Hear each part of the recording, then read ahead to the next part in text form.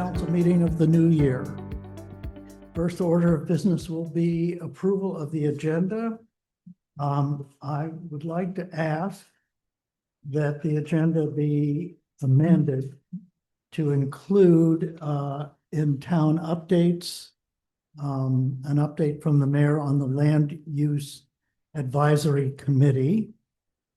And on the assumption that we can assume unanimous consent for that, I will ask for a motion to adopt. No concern. To approve the agenda as circulated with the addition of the one update. Do I hear such a motion? I'll move to adopt the agenda with the amendment from the mayor. Thank you. And a second? Second. All in favor? Aye. We have. What is that? Is that Lisa on the left in the second row? No. Now in the middle on the second row? I don't know who it is. Well, we have 3 votes in favor. That's sufficient. Sorry, I'm Yeah. fine with it. Okay.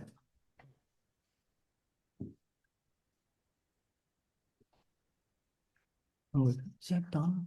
I can't read. Anyway, all right. So the first item on the approved agenda is the consent agenda, which consists solely of the approval of the December 8, 2025 Town Council meeting minutes. Do I hear a motion to approve the consent agenda? I'll move to approve the consent agenda. Second? Second. Any discussion? All in favor? Aye. Any- Aye. That moves us to presentations by residents. Are there any residents who wish to make a presentation this evening? If so, step to the microphone and identify yourself.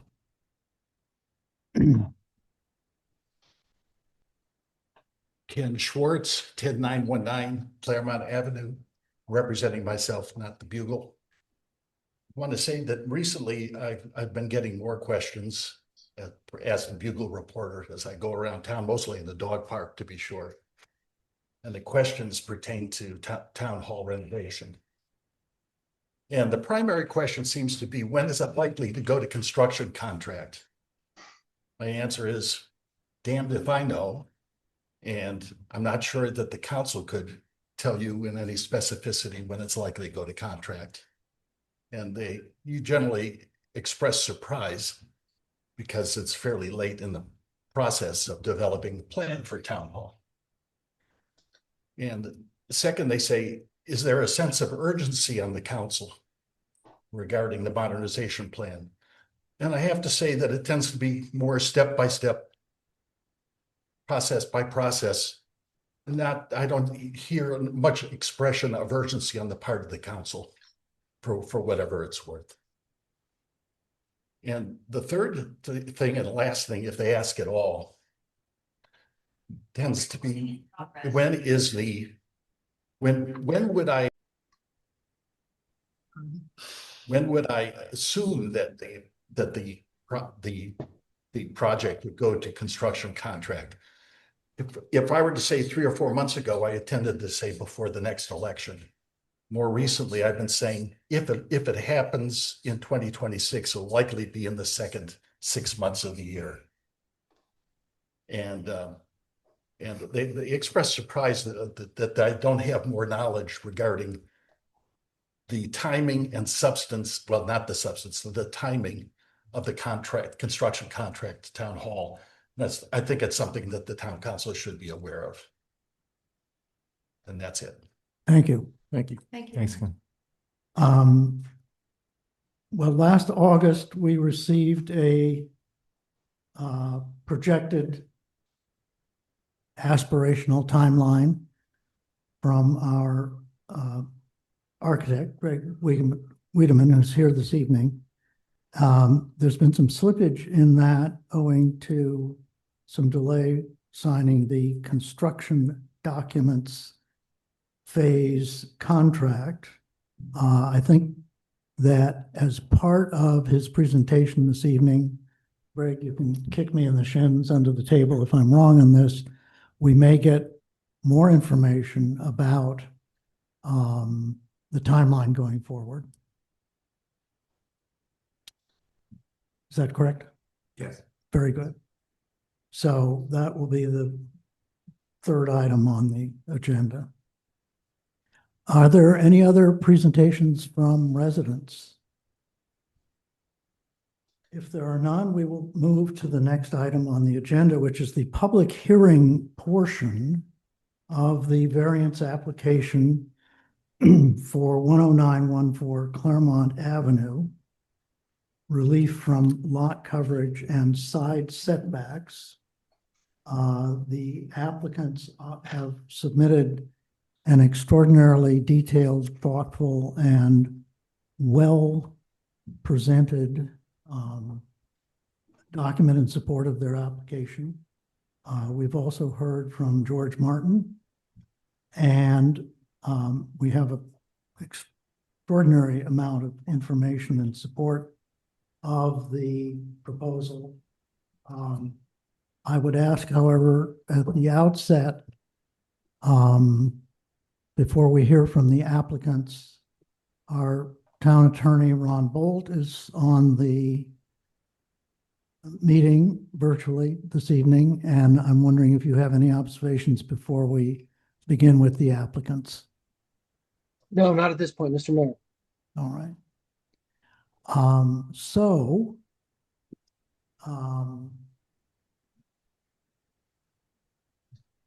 Jill or John, do one of you wish to make a brief summary presentation of the application that you submitted? Happy to. Just if you step to the mic, because for the record, it needs to be recorded. And we all know, but identify yourself by name and address. Okay. My name is Jill Stevens, and I live at 10914 Claremont Avenue with my husband, John, who is here. And I will present a high-level overview of the variance application that we've submitted and that I hope you had a chance to read, but surely if you have any questions, we'd be happy to address them. So if you'll pardon me, I'm going to refer to some notes just so I can stay succinct and stay on track. So I have been living in the home since 2010 when I purchased it. In 2008, I lived across the street. It came up for sale, and I said to Kay Hager, take the sign down. I'm going to buy that house. And happily, that's how it all worked out. So I lived in Garrett Park for 18 years and in that house for almost 16. So our house, where I live now with my husband, John, is very close to its original 1923 footprint. It is a 2-bedroom, 1-bath house, and it is under 1,000 square feet in total. So it's a very small home, but it's a home we love and have enjoyed living in. We are looking forward to improving the functionality of our home, and that entails increasing the space.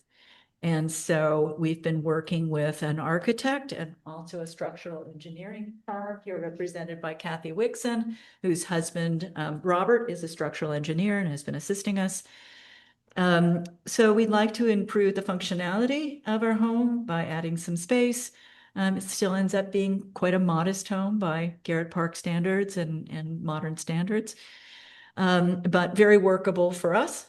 And an important part of what we've been working on is enhancing the home, expanding the home, but really maintaining the character of the Chevy bungalow. So I'm sure I don't have to explain to you guys what a Chevy bungalow is.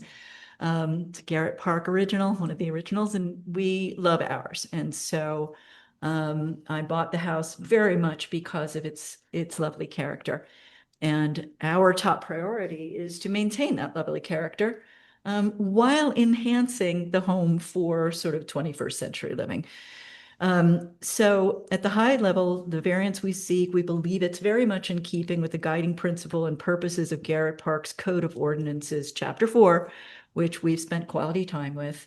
And in the application that we've submitted, there is a 2-page table where we have attempted to go point by point and articulate why we believe the plans that we propose align with Garrett Park's current code and our historic planning documentation. So at a high level, our goal, which we think aligns very much with the town's goals, is to protect one of Garrett Park's historic structures. We're not in the historic district, but we'd like to behave as though we were, and maintain the front elevation of the home, building addition strictly on the back that will not be visible from the front. So really maintaining the Garrett Park, the Chevy character from the front and contributing the historic character to the neighborhood, to the street. So we believe that that's an exceptional characteristic, and that's an important term, as you know, for the planning documentations.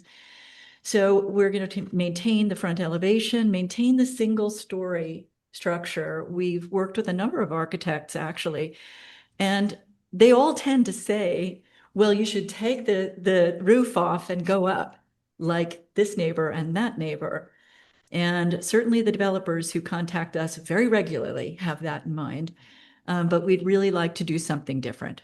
We would like to maintain the character of our home while also expanding and enhancing its functionality.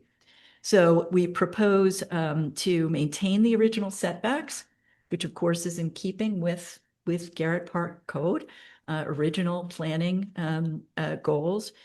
And we think that the expansion plan that we suggest is in keeping with what the code calls compatible growth. So growth that enhances the functionality of our home for us and others who may live in the home after us, but at the same time doesn't have a deleterious effect on the historic character of our home or our surrounding area, where there are a lot of bungalows right around us. I called it the Chevy Enclave, the Claremont Enclave, right? The triangular area. There are a lot of Chevys in that area. And so we like that. It has a nice feel in the town because of that.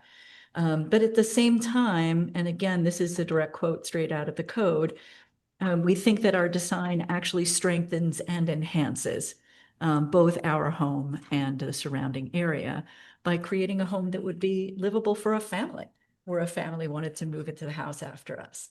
So, so we now have 1,000 square feet of living space, and with the request, we'd have 1,853 square feet on the main level. Again, modest by many standards that are common to, I think, many of us, but very livable for us.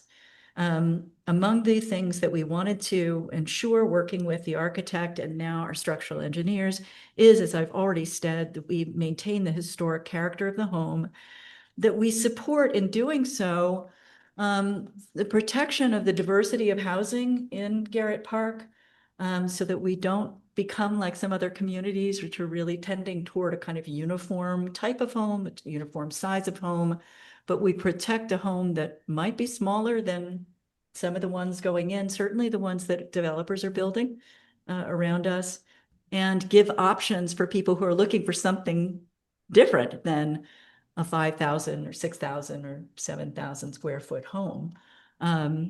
So, and we know from reading the planning documents that protection of the diversity of housing types is important to Garrett Park, architectural distinction and diversity of home types. So we think that our plan does that. And then important for us as we plan for the future is aging in place. And so a very important part of our design is to make sure that we can get the laundry room upstairs and on the main level, that we have bathrooms that are sufficient width to allow for future mobility issues, should we have those. And so we worked very hard with an architect and our structural engineer to, within a very narrow, we have a very narrow lot, a very narrow home, try to get these things in, which would be important to allowing us to age in place, which is absolutely the plan. So those are the considerations that we've worked very hard to address with a design that has been underway for more than a year. And with that, I guess I'll just wrap up and thank you for the opportunity to give you a summary. And of course, we're here to address any questions that you might have. Thank you. If you'll stay at the microphone for one moment, please, I just have a couple of questions. Yeah, And the council may have a couple of, at this point, we just want to make sure that the factual record is complete, and then we will close the hearing and discuss it at the council. But for now, I just wanted to clarify a couple of points. You made the point that the home is not within the county designated Garrett Park Historic District, but your back lot line does adjoin the historic district. Is that correct? I read that in some documentation that George Martin created. Okay. So I assume that that's correct. Oh, Yeah. thank you. And by maintaining functionality, I believe you just addressed the notion that that includes a focus on aging in place, which requires a single level, including facilities such as laundry room and so on. That's correct. All right. Yep. The Claremont Enclave you referenced. Yes. Not large number of Chevy houses in that immediate area. And I believe there are 5 on your side of Claremont Avenue, the Yes. even numbered side going north and west, and about the same number on the other side of the street. Is that correct? Yes. And then, of course, You're across actually- the street, Donna's home Yeah. and Carmen's. Yep. Yeah. Okay. Yeah. And the Bugle Reporter as well. Yes, of All course. right, good. Just, and those are all in very close proximity, Yes. essentially all visible one from the other. And if one stands in the middle of the street and wishes to take one's life in one hand, by doing so, one can actually see pretty much all of them in one visual streetscape. Is that correct? Yes, yes, that is correct. And it is a very nice effect. And I would say that we all very much like our Chevy bungalows in our area, and we are committed to protecting them. And we're quite upset, actually, when down the street we lost 2, one that I think is now going to be protected. But that was certainly a big blow to those of us who own them and those of us who really love them, even if we don't own them. But yeah, there's a strong connectedness around the Claremont Triangle, the enclave. And I think one of the things that does connect us is that we love our historic homes, and we try to take good care of them and protect them and preserve them while living a modern life. Thank Style. you. And of those that we've just summarized, have any had a second story addition put on? Yes, yes, down the street. There is a 2-story one. It might even be taller than that. There's a 1.5 story at Osik. Is that correct? At where? Is that the one the last one on Claremont going northwest opposite Porcupine Woods? Oh, That's the that's another one. well, that's yeah, that's the only one that has been modified. Well, there's one that's been torn down and rebuilt as a different. No, I'm talking about extant Chevy houses. Yeah. That's the only one that's been modified by bumping up. Is that correct? I would assume that that's correct. Yeah. Chris, you might have more information on that. I don't know if they maintain the foundation on that house that's just been turned into a 5,200 square feet Yeah. home. It's All right, a that would be technical all I question. have. Do any members of the council? I have one question. Sure. How would you describe the hardship that if we were to impose the literal requirements of the code and not grant the variance, how would you describe the hardship that would impose on you and your Yeah. husband?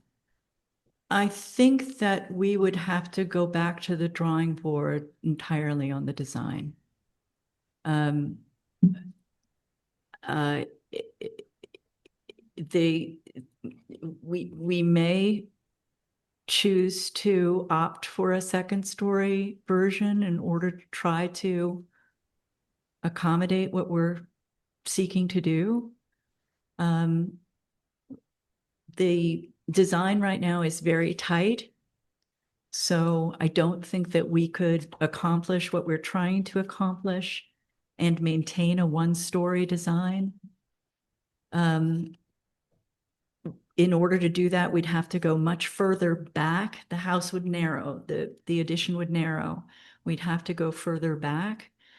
And I would actually call it an exceptional characteristic of the property is that we've got a garage within 30 feet of the house.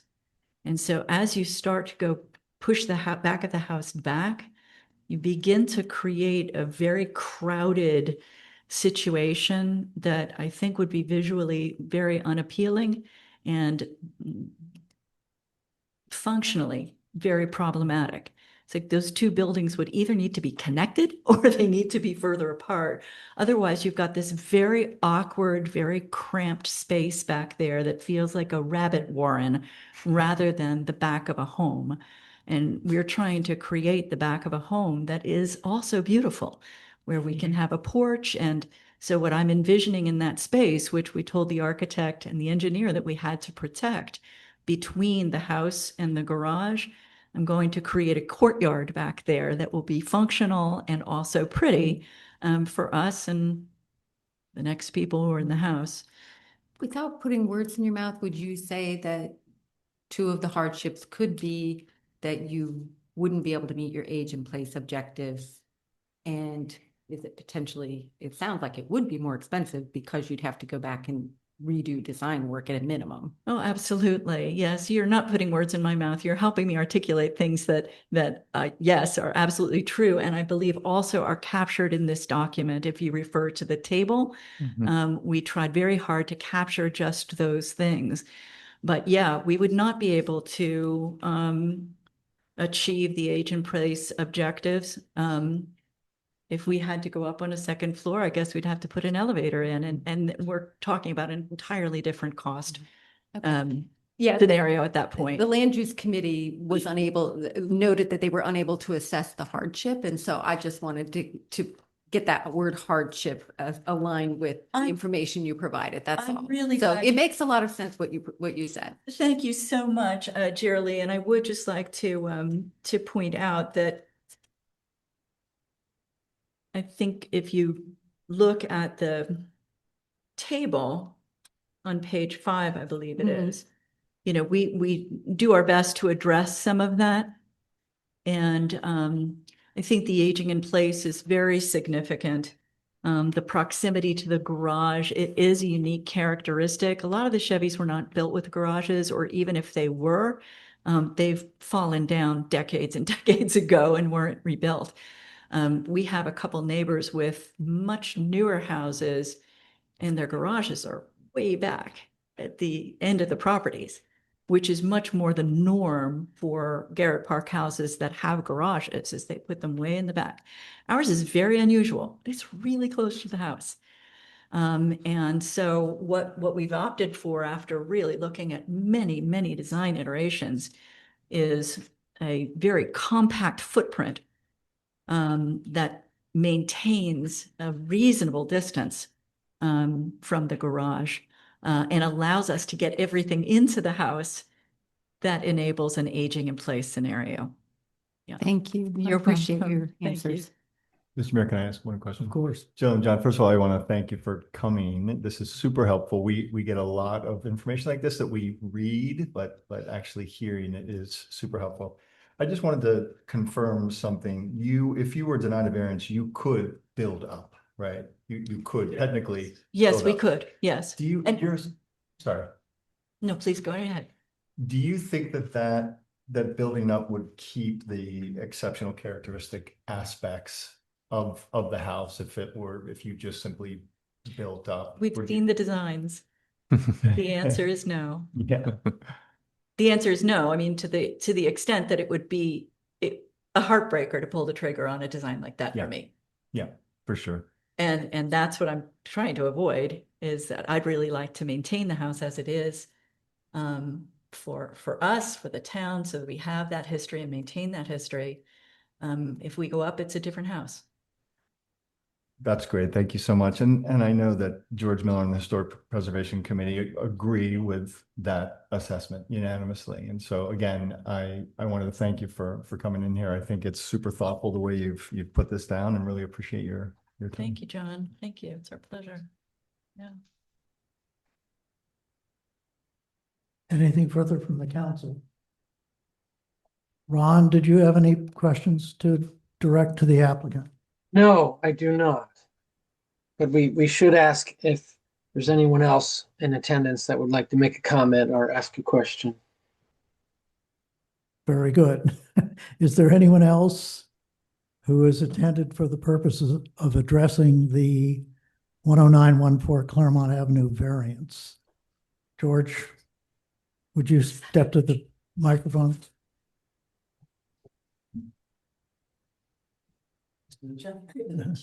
Just mentioned, I'm George Martin, Land Use Committee, Shelley Court, with Shelley Court, George Martin.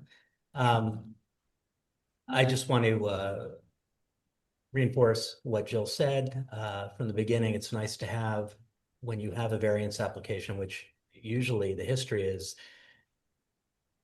no variances. What you need, it's a high hurdle to jump.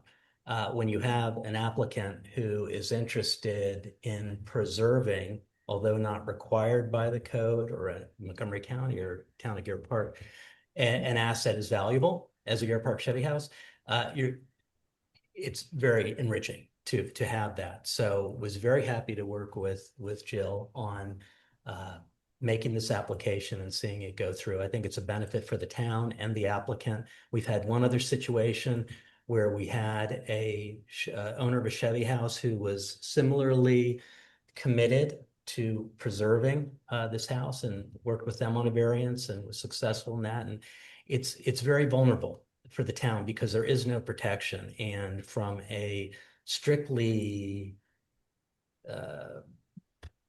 well, in a developer mindset, when you're looking at cost per square foot values, the natural thing is to go up.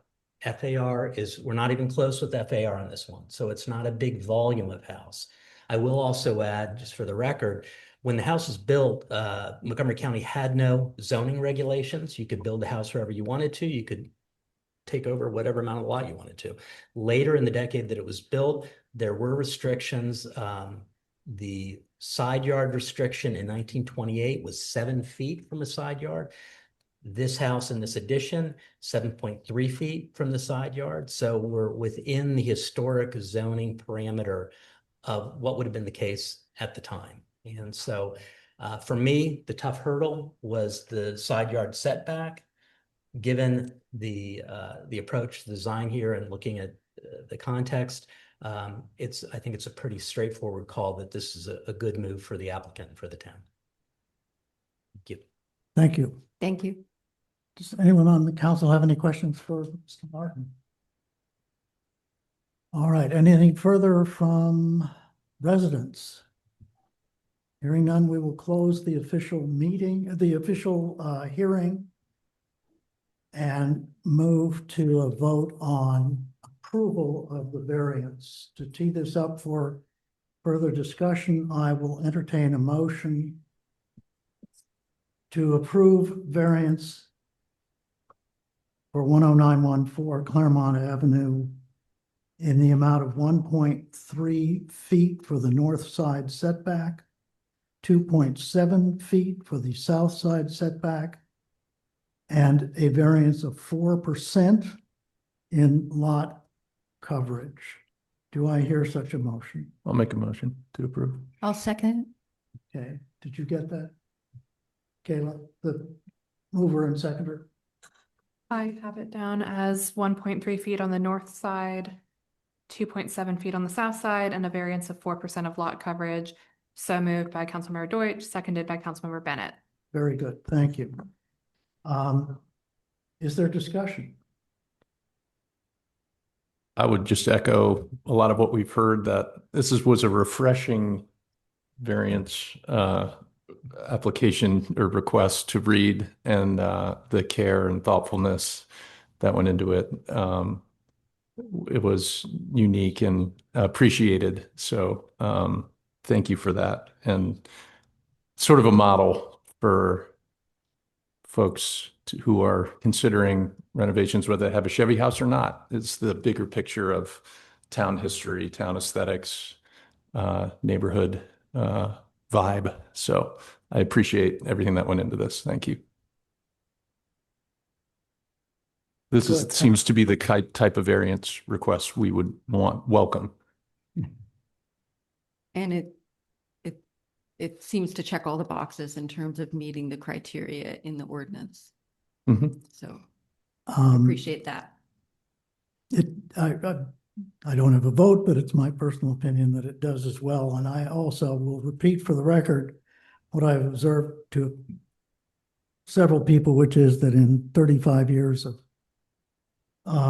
encountering variance applications in one context or another, either my time on the council or as mayor or on various committees, this is one of the best presented applications, both in terms of the applicant, and we were particularly grateful for Mr. Martin's always careful write-up, but a particular care in articulating the basis for meeting 403C 1.1, which is always the most difficult element of any variance. And we often refer to it as shorthand as being the hardship provision. In fact, it's in the disjunctive. And if the absence of a variance would result in peculiar or unusual practical difficulties or hardship. So I think in this case, we will, not to prejudge anything here, Ron, but probably focus on peculiar or unusual practical difficulties. With that, Ron, do you have anything further? No, other than to note for the applicant's benefit, the decision of the council is not final until it's written, and that's usually a process that takes about a week or so. So in the event your request is granted, please note you can't get the permit until that decision has been finalized. Thank you. Anything further from the council? If not, I'll call for a vote on the motion to approve the variance in the particulars that I read into the record a moment ago. All in favor? Aye. Any opposed? Very well. Thank you. Thank you all for all of your time. Good luck. Can't wait to see how it turns out. Congratulations. And I will say good night to the mayor and council. Thank you. Very much. Thank you, Ron.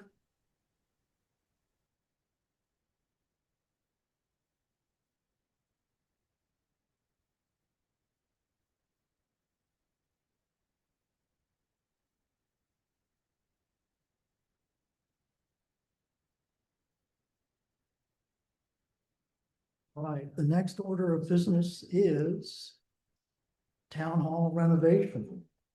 Barb, do you want to put that off?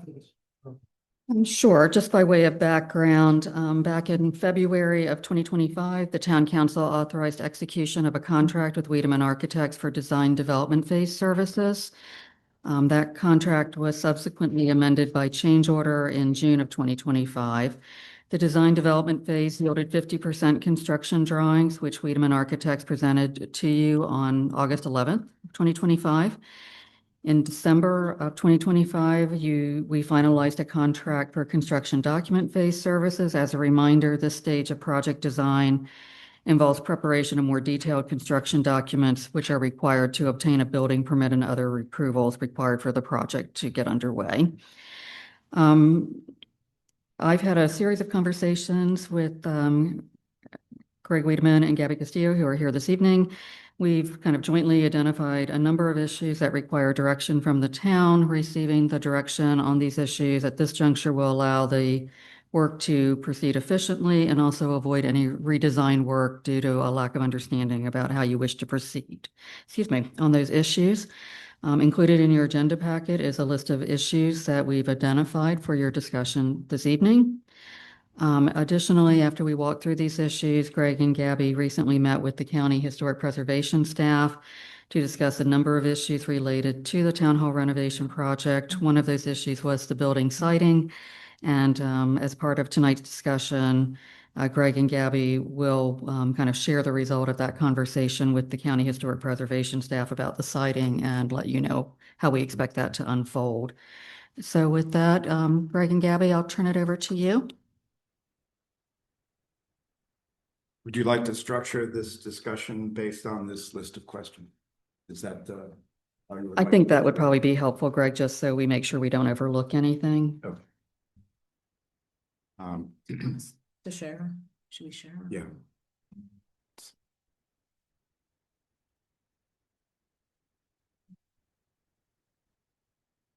Greg, you are a meeting co-host now. I wasn't sure if you or Gabby was driving the Zoom, in case you wanted to show anything. Okay, I guess it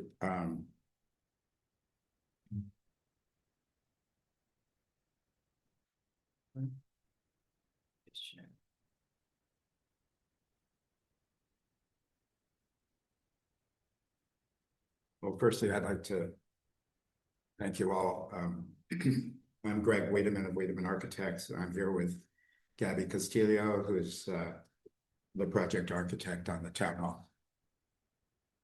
Sorry.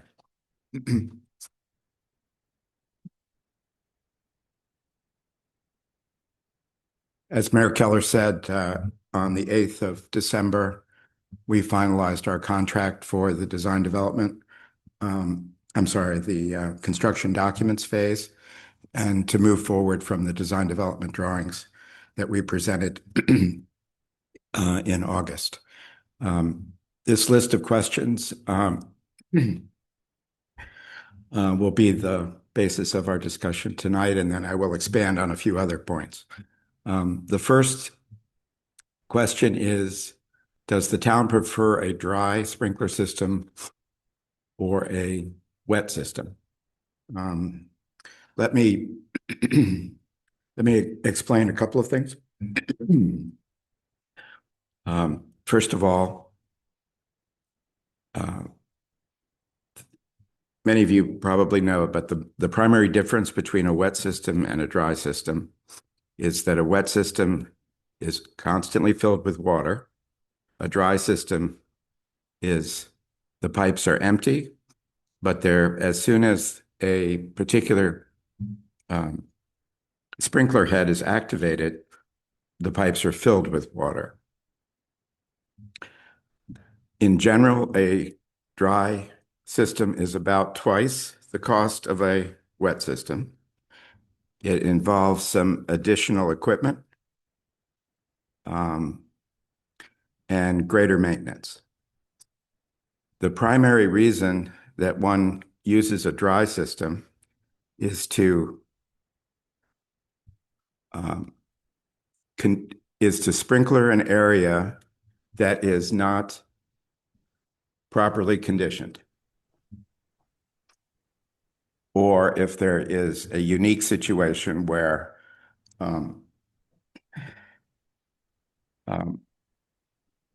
the risk of a leak would be catastrophic. I would say that wet sprinkler systems are the most common sprinkler system in existence. So if any of you have sprinkler systems in your homes, they are very likely to be wet systems. And as again, I'm sure you know, but when a sprinkler goes off, only the sprinkler head at the fire is activated. Some people think that it becomes catastrophic because all the sprinkler heads go off at once. That is not the case. Dry sprinkler systems are slower in responding to the fire, since it takes a short period of time for the system to activate, fill with water, and deliver water at the head that's calling for protection. Now, to complicate matters slightly, and related to, I think, a later question, our mechanical engineer had specified a wet system for this building. And that was what was in the estimate that was prepared by the cost estimator. We had assumed that the insulation would be at the roof of this building and at the roof of the addition. In other words, everything, actually including the crawl space, this whole first floor and the attic would be conditioned to a point where there would not be a risk of freezing. Our mechanical engineer did not assume that the attic was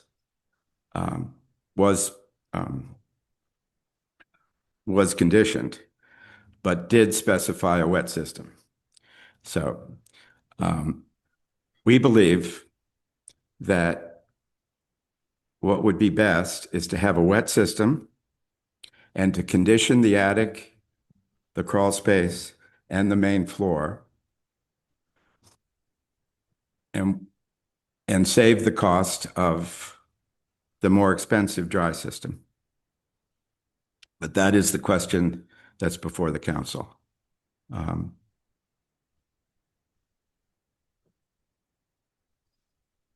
May I ask a question? Yes. When you say that the mechanical engineer did not assume that the attic would be conditioned, does that mean that the cost estimate did not include it and there will be an increased cost to condition the attic? Yes, that's true. And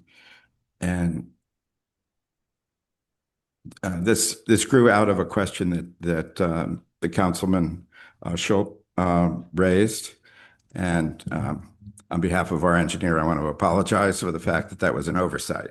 But yes, that means, and I think a later question may be whether or not you're going to reuse the existing equipment. If you choose to replace the existing equipment, what this involves is a slightly larger unit for the unit that would be being replaced. An alternative is a small unit that would be sufficient to condition the attic.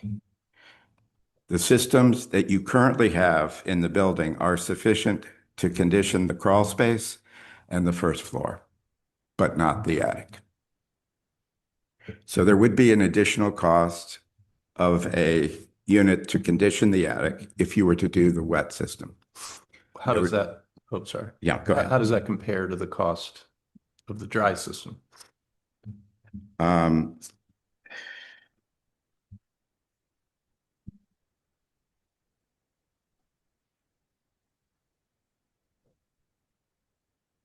You know where the...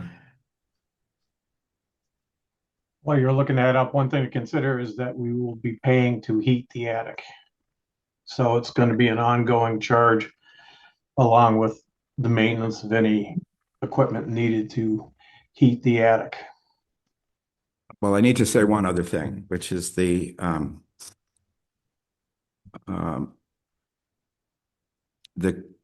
fact that you have mechanical equipment in the attic, it should be conditioned. Putting mechanical equipment in an unconditioned attic is subjecting the equipment to greater taxing of the equipment.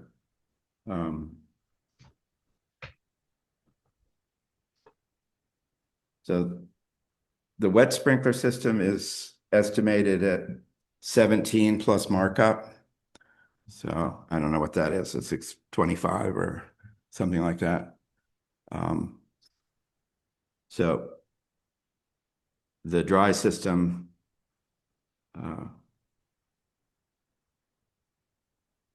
would be in that range.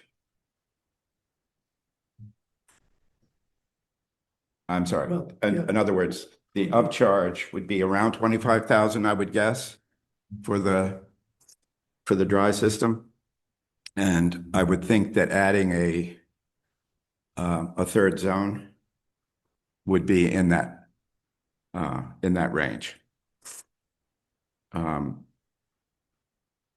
But if you do a dry system, you're subjecting the equipment to the outside air. And that's not a good practice from a building systems point of view. So Why didn't they then? Well, let me two things. First of all, there's a bunch of ventilators up there, which appear to be to help keep the attic, I guess, cooler and vented. So there'd be some airflow through the attic from the outside air.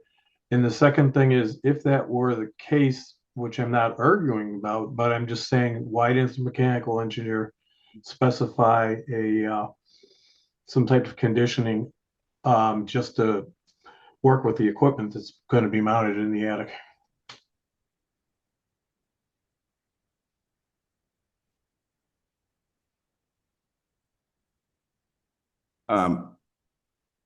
it was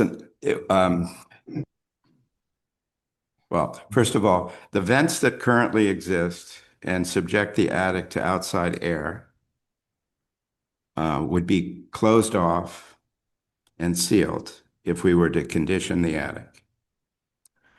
It's exactly what we're going to be doing to the crawl space. We're going to be sealing the vents and conditioning the crawl space, dehumidifying it, so that the area directly below this floor would not be subjected to outside air and moisture.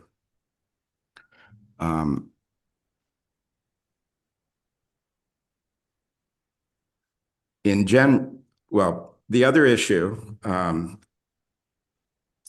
is that in Maryland, attics generally don't require sprinklers if they are unoccupied, but if they contain fuel-fired equipment or are used for storage, they are to be sprinklered. So we're using the attic of both the existing and the addition to condition this first floor. And as a result, it would be our strong recommendation, and I believe it is required by code, unless we move the equipment in another location, to have it sprinkled. So it would be my recommendation to have a wet sprinkler system. And when we get to a few other items on this list, I'll give you some more positive feedback on savings. But this issue about conditioning the attic would be an additional cost that is not in the estimate currently. And we're talking about the conditioning the attic of the existing 19th century structure. Both. Both. Both. Yeah. And we're conditioning it so that it doesn't freeze.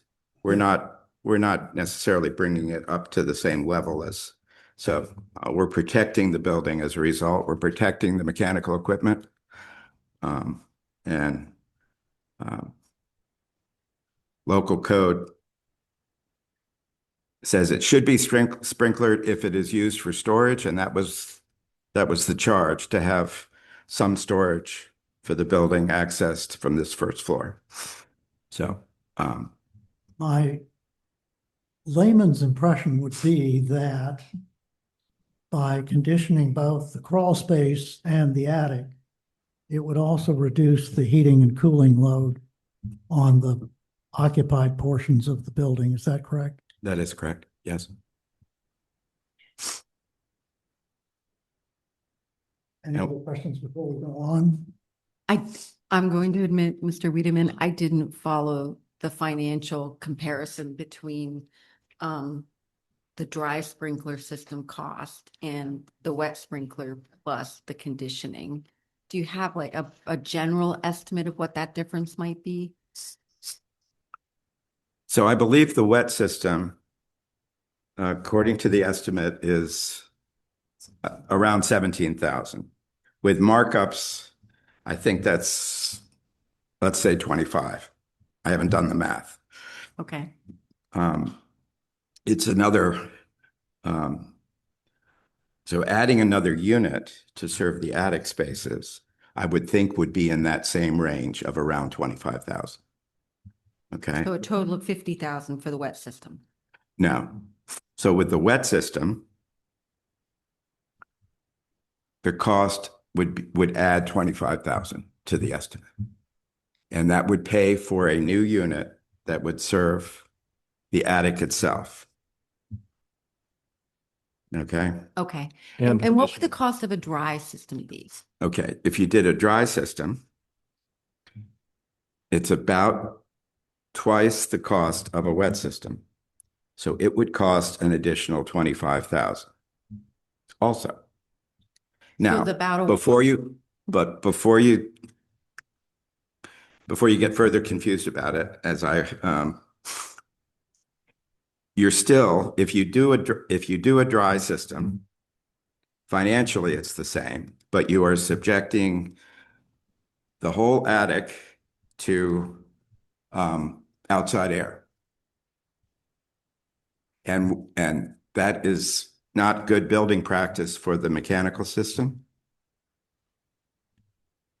So is the dry system, does it require unconditioned space, or is it just that, but because I thought a moment ago, I thought you more or less indicated that the conditioned space is more or less required by code anyway, or required to protect the equipment.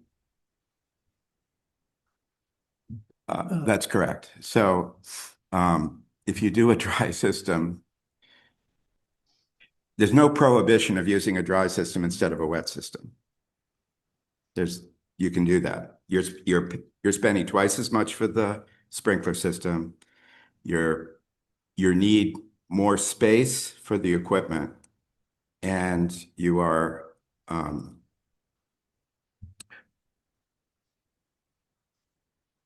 it's slightly less responsive. Okay. But there's a delay in the response for the dry system. I will note, by the way, that the existing system in the room that you're in has been subjected to all the weather because it's basically up in the attic above the ceiling there. So, and we're going to reuse it for what that's worth. Right. So if you kept the current condition, from a code point of view, you can't have any fuel-fired equipment in the attic. Were we planning to have fuel-fired equipment? Okay, I thought so. Okay, so, I mean, is it kind of as simple as the dry system really wouldn't allow us to meet? It sounds like we have to condition that space regardless. Right. So there's So I guess maybe the proper math is that the dry system would be 50,000 because it would be the equipment plus the upcharge of the wet system. And the wet system would be an upcharge of the mechanical of 25,000. That's probably an easier way to look at it. Is there any compelling argument that anyone has for why a dry system would be preferred over a wet? Because if there isn't, Bill, it seems. That's how I see it. That's how I see it. and Mr. Wiedemann, and Gabby, I just want to clarify one extra thing. So I think now that we're a little bit clear on the cost, there would be, if I understand you correctly, there would be With a wet system, it would be more responsive. It would be quicker. And it would lead to lower operating costs going forward. Right. So that would be a financial benefit that we could reap with the wet system that we would not reap with the dry system. Is that right? That's correct. And then the equipment itself takes up room, which we don't have a premium of space. The dry there. system equipment. For the dry system requires more space. Okay, thank you. Mhm. Thank you.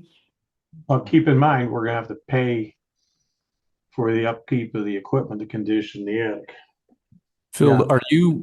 you seem interested in a dry system. Is that correct? And can you articulate why? I am mainly because of the costs of, I'm concerned mainly with the freezing aspect up there and making sure that we don't have anything that if it froze would leak down onto the, onto the rooms below. And that was the main reason for it. I mean, if you want to go with heating the attic, I've used, at least in the rail industry, we use like 50 degrees Fahrenheit as a typical layover heat, meaning basically enough to keep the cars warm without so they won't freeze up. So you can look at it from that way. The dry system, I am mainly concerned about freezing, but if we're going to if everybody's amenable to heating the attic, then that goes away. It doesn't matter. I believe the only way to not heat the attic and to avoid the cost of a sprinkler in the attic is to not use your attic for storage and to relocate the equipment somewhere. There's no room for it on this floor, and we tried to remove it from the crawl space. So I honestly don't think it's appropriate on both a cost and I mean, you can always put it in and condition the attic and spend another $25,000 and pay more maintenance and all that. But I don't see that as a benefit because you do need to condition the attic based on its function. The fact that it isn't right now is unfortunate, but it doesn't meet your use. Okay. Thank you. Thank you. Okay, how do we want to resolve this? Do you want a sense of the council on each of these? Okay. Is that what we're looking for? Yes. Okay. I'd like the council's approval to condition the attic with a HVAC system that's dedicated to conditioning that space, both the existing and the new attic, and to install a wet sprinkler system rather than a dry sprinkler system. Question on that. You're just talking about heating. You're not planning on air conditioning, right? Or no? Question. That's probably true. I mean, I think what you really want to do is as you were saying, Councilman Schultz, the idea of keeping it around 50 degrees. You'd like to not have it humid in the summer, and you'd like to have it, heated in the winter. So I would say you're conditioning it to that extent. Okay. We have a dedicated dehumidifier in the crawl space for the same reason. All right. Well, is that concern met in the attic by having a dehumidifier, or do you have to actually condition the air? In both cases, both crawl space and the attic, the air needs to be conditioned.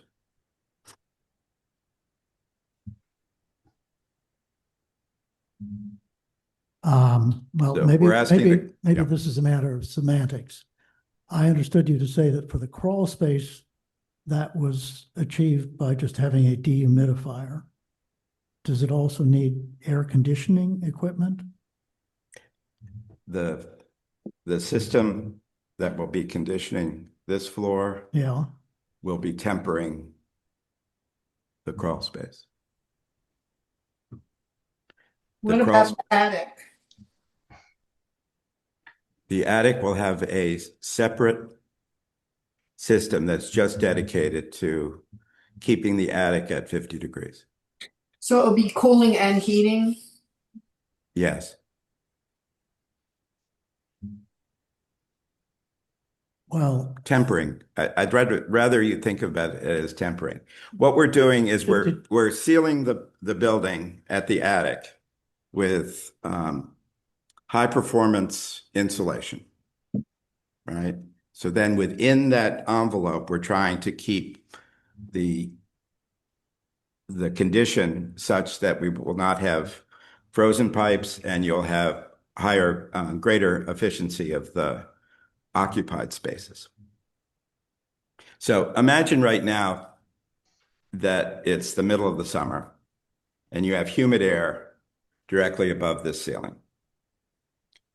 You're making the HVAC unit work really hard. So by insulating the roof, that unit will perform better. It's also humid. The vents are allowing the humidity to come through. So those are the things that you are accomplishing by insulating under the roof and conditioning the attic. Should have taken simpler ones first. My apologies, Greg. May I ask one more question since this relates to the fire hydrant system for the sprinklers? We received the letter from the neighbors about the access for the fire department. Has a decision been made to resolve that issue without an easement requirement? Yes. It hasn't been officially approved by the fire department, but we have a verbal that if we locate a new fire hydrant in the general vicinity over there, we have the fire department connection at the building, which is the conventional and only way the fire department now accepts fire department connections. And the fence is on the property line without any easements. That will satisfy the fire department. I know it's a little confusing because how does that address the fact that the ladder needs more room to access the roof? The simple answer to that is that the fire department appreciates the fact that you're sprinklering the building. It's not necessary, but this building, It's not required. it's not required. it is for the addition. It is, no, it's not required at all Not for for the this addition? building. However, it's a good idea to have. Well, yes, And what they're saying is, in exchange for that, we will give you grace on one of the requirements. And that Because we're requirement, mitigating the risk with the sprinklers that's and right. reducing the chances that they'll have to come here with their ladders. Exactly. Okay. Exactly. So that's the trade-off that now our civil engineer needs to put that in a letter. They've done that. They need to present it to the fire department and have them sign off on it. But they've prepared the drawing that's necessary for that approval, and we expect that approval. Thank you. Mhm.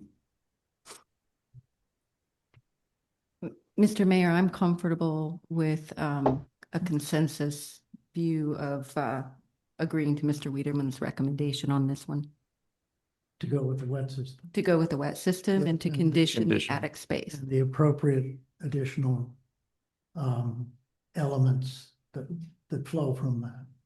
No pun intended. Mhm. It's cut and dry. I'm sorry? It's cut and dry. You started.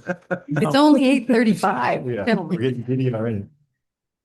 So I sense that consensus from those at the table.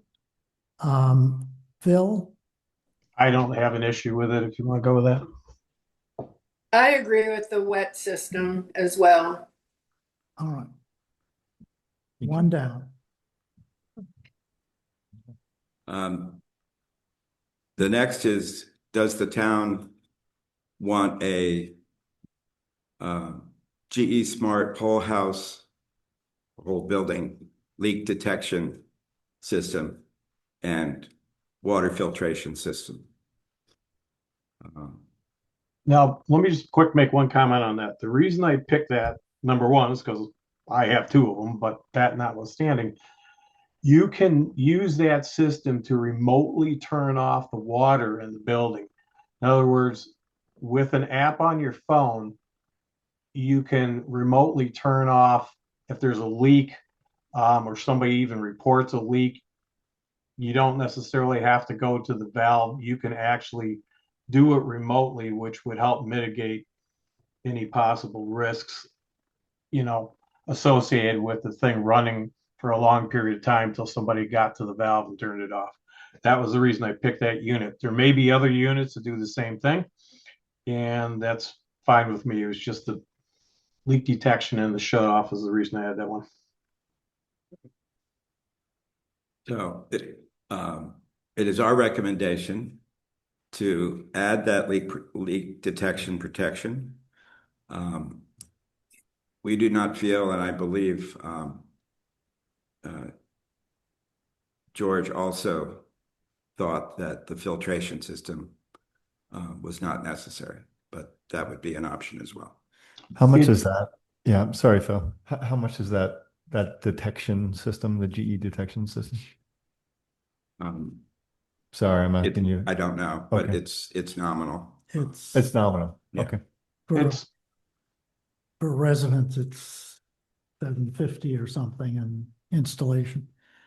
But my question is, would that detect leaks anywhere that is both from the fire suppression sprinklers as well as the more sort of domestic uses like toilets and kitchen? The ones that I'm familiar with relate to the domestic water. In other words, it would be at the hot water heater. You could places that would leak, but not the sprinkler system. Okay. In a building that's not occupied, I think it makes sense. Well, and the one key piece of this, but it could be done separately, or somebody else may have a system that will do it separately, is the ability to remotely turn it off, so that if you got an alert in the middle of the night, by using an app or whatever, one could turn it off without having to physically run to the building. I mean, sure, you'd want to check it out, but you could turn it off that much faster. And that was the other reason I had proposed, this particular one, but other stuff may do the same trick. I think that makes sense as well, but I did have a question, Mr. Wiedemann, about the recommendation to only do the leak detection and not the water filtration. Are these two separate They're completely items? separate They're items. completely separate. No, Oh, not with this one I'm proposing. It's all one unit. Oh, I see. Okay. I'm not familiar with this. I'm used to having them being separate. Okay, no, I understand. And typically the leak detection devices that I know of sense the water and then they turn the water off to that particular thing that's causing the leak. This may be more sophisticated and be able to turn the entire water system off if there's any leak anywhere. If that seems to be what Councilmember Schulp is describing. Yes. Which would be, so in light of that, with that education, I realized if they are tied together, it would be my recommendation to do both. The filtering of the water itself didn't seem to us to be necessary. But if it's part of the system, albeit it's not something that would be bad. Well, the leak detection systems of which I'm aware, which isn't much, but at a superficial level 2 or 3 years ago, were just that. They were not inextricably tied to a filtration system as well.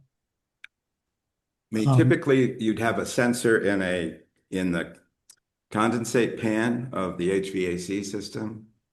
So any condensate that dripped there, and if that pan filled before it overflowed, the sensor would recognize the water and turn off the water to the unit, turn the unit off. So that's the detection systems that I'm most familiar with. This apparently is more sophisticated. Yeah. Yes, It sits on the main water supply line. Is that right, Phil? yes, and it's what it does is it looks at the flow rate, and if it and you can set this if you want, but it looks at the flow rate, and if it sees either a really large flow or if it sees a continuous slow flow, then it would activate the leak detection. I see. Yeah, that makes sense. All right. I don't know how costly it is. What if the directive that we give to Greg is that we're not interested in water filtration as a standalone, and that we need more information on the leak detection system or systems, plural, that would be appropriate for this building? Would obtaining that information substantially delay the work you're doing on construction documents at this point? No. All right. Mr. Mayor, Could I? Sorry. Oh, no. Thank you. Mr. Mayor, could I go a step further in Sure. your recommendation? I agree with that, but I also think that the next step doesn't necessarily have to come back to the council. I'm comfortable with you and your committee assessing the options that the architect brings back to you in terms of cost comparisons compared to the systems that are available. I'm so glad you went first, because I was going to say that much less elegantly. The only other, so 100% agree with that. The other item is, Phil, I think the idea that you're monitoring by an app works great in a residence when it's your house, but who is going to monitor that? And so I don't think anyone's going to throw their hand up too quickly. The second is, Mr. Wiedemann had said that the system that you're familiar with will just simply turn it off. You don't have to monitor it. And that, to me, Phil, again, I'm not familiar with the system that you're referencing, but that to me would be advantageous over an app that had to be monitored. I just don't know who would monitor it. And I think that it's probably more costly as well, but maybe I'm wrong. It sends push notifications if you want. So it will tell you. But again, there may be other systems. My big thing was the leak detection and the ability to turn it off remotely, saving time in case there was a significant leak. Or have auto shut off, or both. Either it's happening automatically or you're doing it. Yeah. Yeah. If I had that, Roto-Rooter wouldn't be in my basement right now. About you for this whole conversation, Chris. Okay. Did you want to do the third point at this point? Yes, please. Okay. The next question has to do with the fact that you currently, and Mayor Keller, you can correct me, I guess you feel that you do have a coat closet currently. Where exactly is that? We have a space that's functionally used as a coat closet. It was not designed as such. Yes. It's got a bar, and some hangers. I think that's the definition of a coat closet. In earlier discussions, the coat closet was going to be handled as a portable, rather than a dedicated closet in the parlor. But that's a question for the council, I guess. My question is, where would the portable be stored?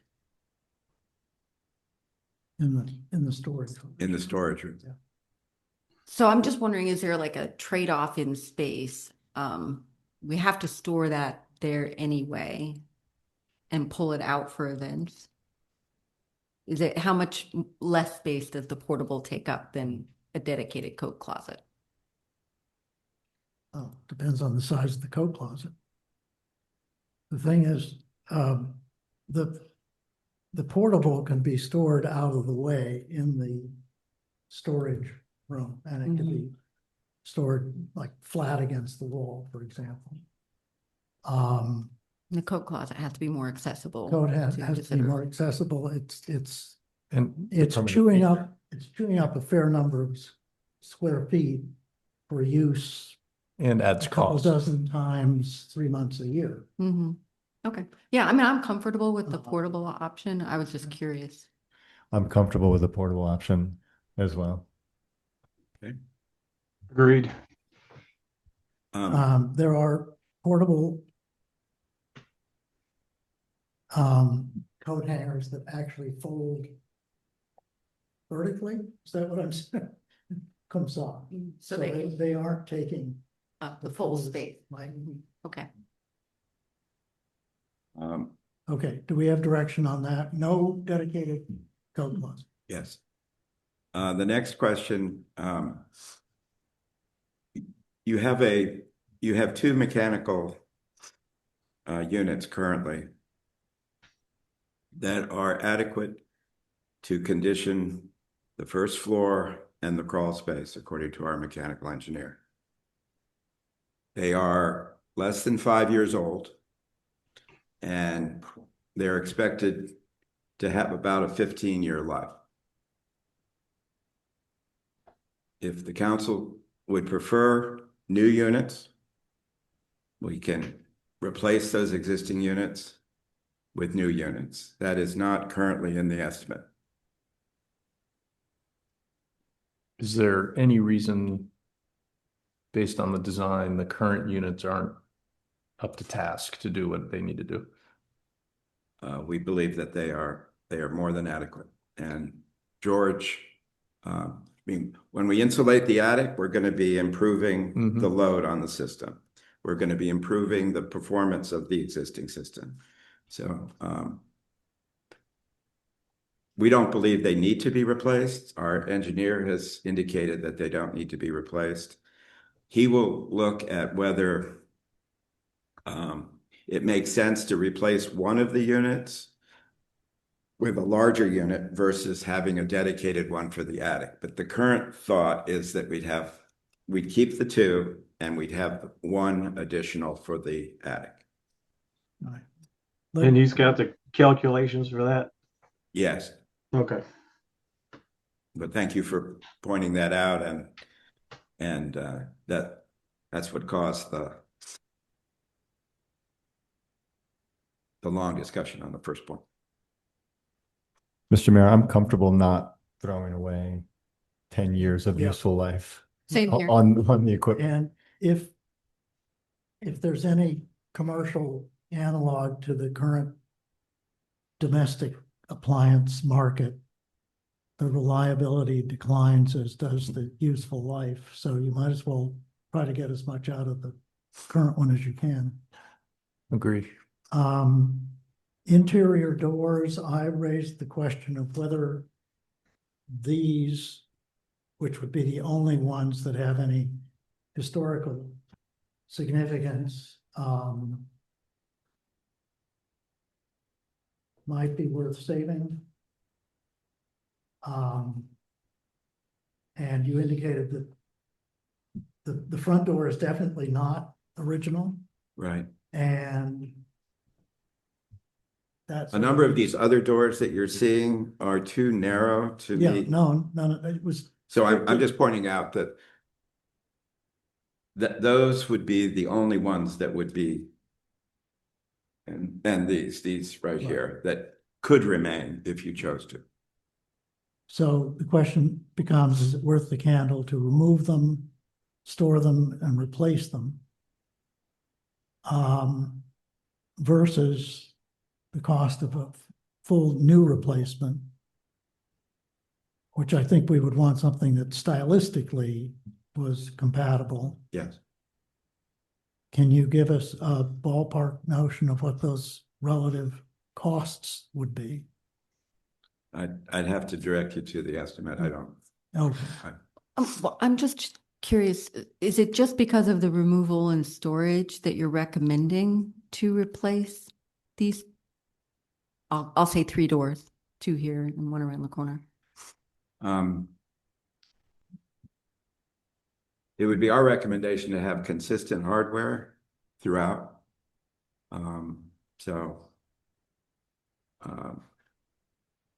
These are actually not the egress doors.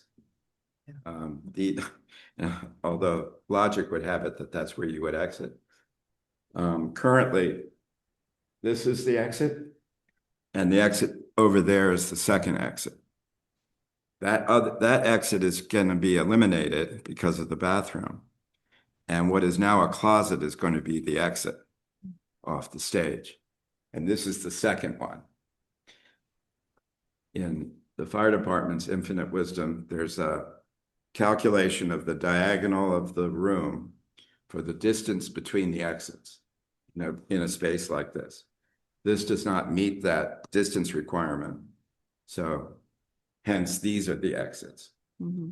So this is not a required egress. Only one of the 6 hinges is original. Yeah. I would say, let's just go with replacement. Is there any contrary view? It's currently in the estimate to have them, and we would, they would be compatible with what is currently here. Will they be, I assume these are solid wood. Will the replacements be solid wood? Yes, absolutely. I just want to make sure we're not talking about some astronomical number in other words, $30,000 for these doors. So it's relatively de minimis. Yes. Yeah, I would agree with the consistency. Well, the other thing about replacement doors is that they could be fitted better. And in my 45 years in and out of the town hall, one of the problems here is that you have a lot of noise leak, even when these are shut. Mm-hmm. Yeah, that's true. Okay. I brought it up solely from the aspect of, are they historical? Do we want to keep them as historical? That was the only reason. And the only other small thing would be that we put the windows in the 2 doors that have the windows in them. Which one? But when, I'm not sure I understood. but windows and Which doors have windows, Phil, that you're referring to? The small ones closest to the front door. Oh, these. There's like a little, like 6 by 6, Ah, okay. or maybe. oh yeah. Oh, Look at that. So the replacements would simulate that, right? Good. What you're saying? That's what I would ask.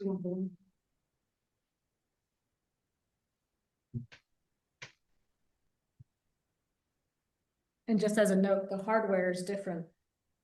On On each all the door. doors. There's different types. That was the other, motivation, is just create a consistent okay. package. And I will say that the hardware that's been specified is all good, high quality stuff. I mean, I've used their products in the past, but I looked it up and it all looks great. Mm-hmm. I can live with that. Me too. Okay. I'd just like to propose that the hardware include a remote lock that can be opened and shut from an app on a phone, so we're not always struggling with keys being lost and broken and misplaced and not returned. Could we get an app on a lock that opens and shuts remotely? For the exterior door. Yeah. Yes. Would that be just the front door? Yes. Yes. Yes, I think that would be. That would be great. Okay. Okay, we have a series of questions on the bell tower, bell mechanism. So anecdotally, George has indicated that there are condition issues about the bell support. It's my understanding that the town knows who provided the bell originally. Is that correct, Barbara? Yeah, I did some research online with some photos from the archives. There appears to be a company by the same name that has a Baltimore location, as best as I can tell. Oh, just a quick correction on that. So I actually did research. I talked to the people. They moved from Baltimore to St. Louis, but Okay. nevertheless, they do it. And there's also some competitors out there, which I can share that information later. But they would take down the bell. Or they can do it in place, they said, and they would refurbish everything and bring it up to a like new condition, but with. I forget what word you used on the assessment, but was the concern the stability of the bell, or are we talking purely aesthetics, or? Do you want to answer that? What George said? He was a little bit.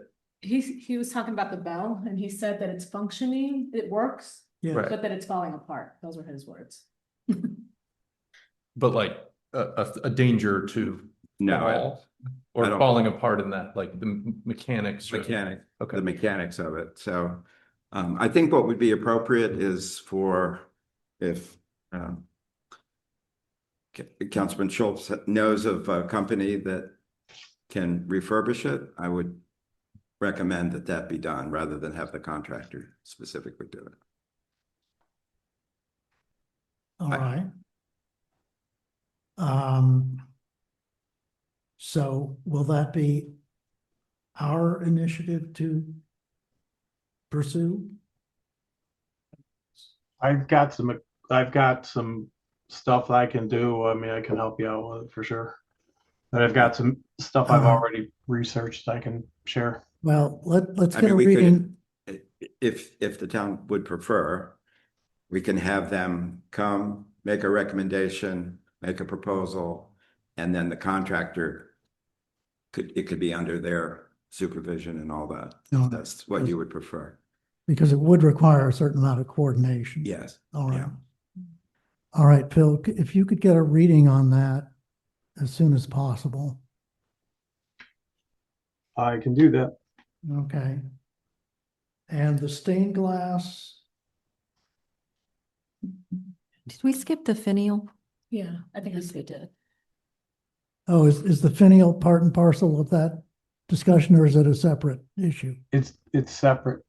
What I'm talking about is that fancy thing that's up on the peak of the bell tower roof.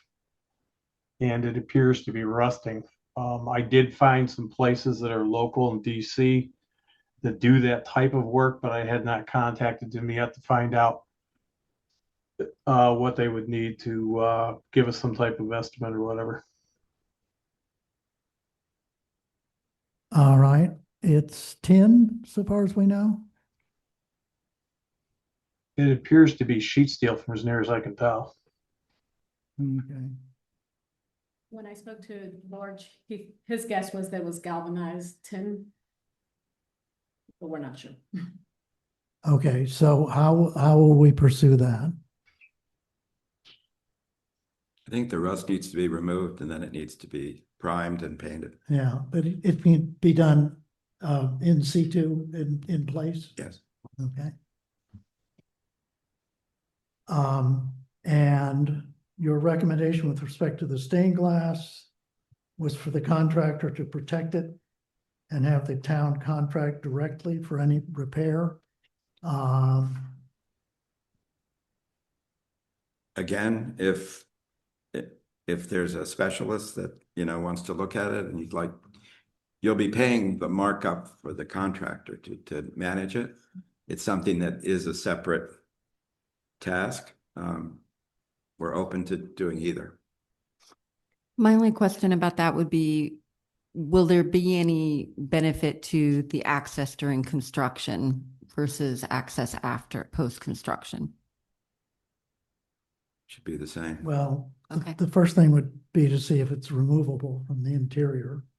or exterior for that matter, but if it is, we just take it out and ship it off, Mhm. stick it back in later. Would that be? I don't know what the problem is with the stained glass, to be Yeah. honest with you. So.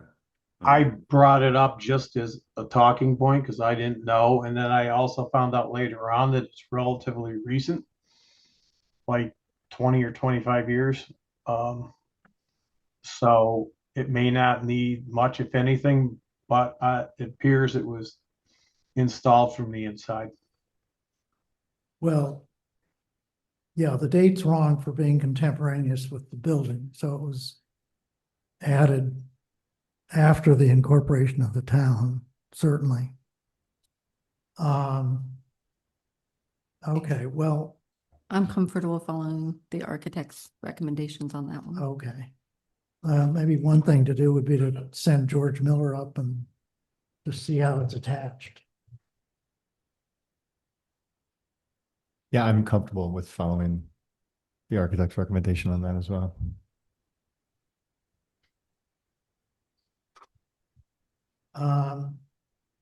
Next one is, does the town want to salvage the existing front pendant light? I forgot to look at it on my way in. I don't think it's contemporaneous with the building. Well, obviously it isn't because the bathrooms were added in the 50s. Do we have a photo of it we could display by any chance?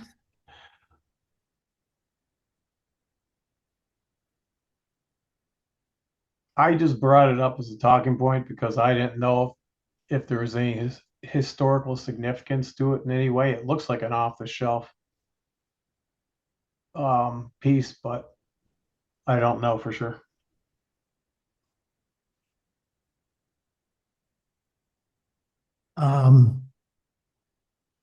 We Well- do have this earlier photograph, which indicates a different light.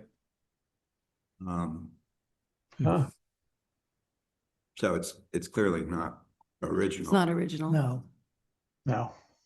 I mean, I would say reuse it if you can, but if for some reason it doesn't fit in, select something appropriate then, Mhm. if it's not original. well, it might be a false economy to try to set it aside during renovation and reinstall it. I'm fine with that. I just brought it up as a talking point. Okay, so Related to that, can I just ask a question in general? Could we perhaps include in the RFP for the contractor to ask them to try to donate any materials that we're not going to reuse, like the doors, because Yes. there are entities out there that will take Mhm. them and make them available for sale or whatever. Mhm. well, there might be a market for these doors. Right. Yeah. So the short answer on that one is no, we don't want to salvage it. Existing popcorn ceiling in the main hall. Unless I'm seriously mistaken, I think the answer to that is no. We need some heavy consult and advice from acoustic engineers and acoustic consultants. Which would extend to the ceiling, walls, whatever we can do to improve the acoustics in here. We agree. But I sort of jumped in. Does anyone have great fondness for the popcorn ceiling? Or any sense that it's helping at all? No, I think the priority should be acoustic improvement. Mhm. Agreed. Okay, in the kitchen, does the town want door D10 to be a pocket door? I neglected to check the plans. Do you have one that you can Yes. well, remind us the location of that? Yes. Also, did you see the proposed updates I had for the kitchen? If not, I'll send them out.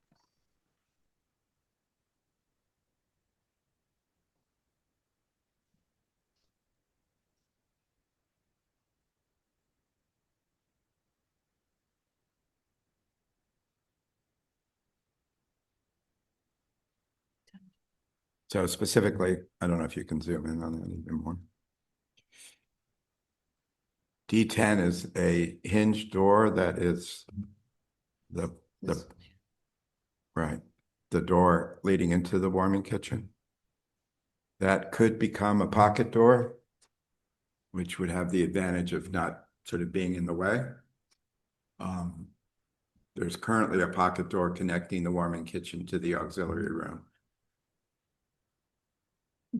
I think where we can, pocket doors in a Yeah. building this size are great. Yeah, I would agree. If you can make it work. I was would- actually would- wondering about the space, but And that'll all be new construction, so relatively easy to incorporate. Okay, so the answer on that is yes. Yes to the pockets.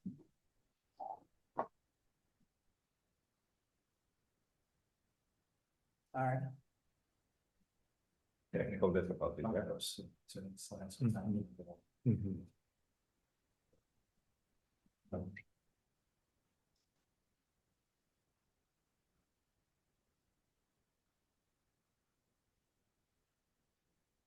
Okay, the next has to do with historic windows. That's the ones we see from here. Plus the one in the plaza. All of these windows here Yeah, In the park. oh, and in the park. and in the parlor. Okay. Well, unless anyone can think of any. Now, our exterior wood storm windows. So let me, this is a good time to talk about our conversation with HPC staff.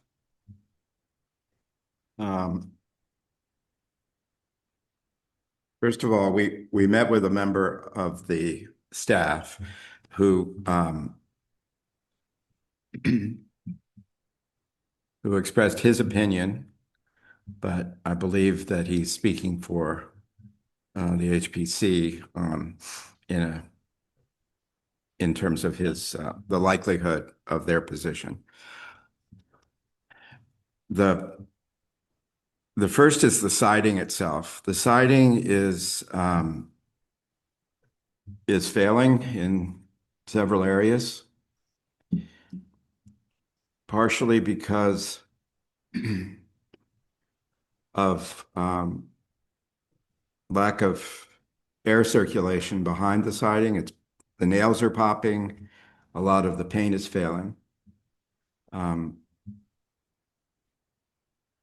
I should mention, when I was here with George, he explained that, I guess several years ago, before he came on board, they caulked the bottom of the siding between the boards.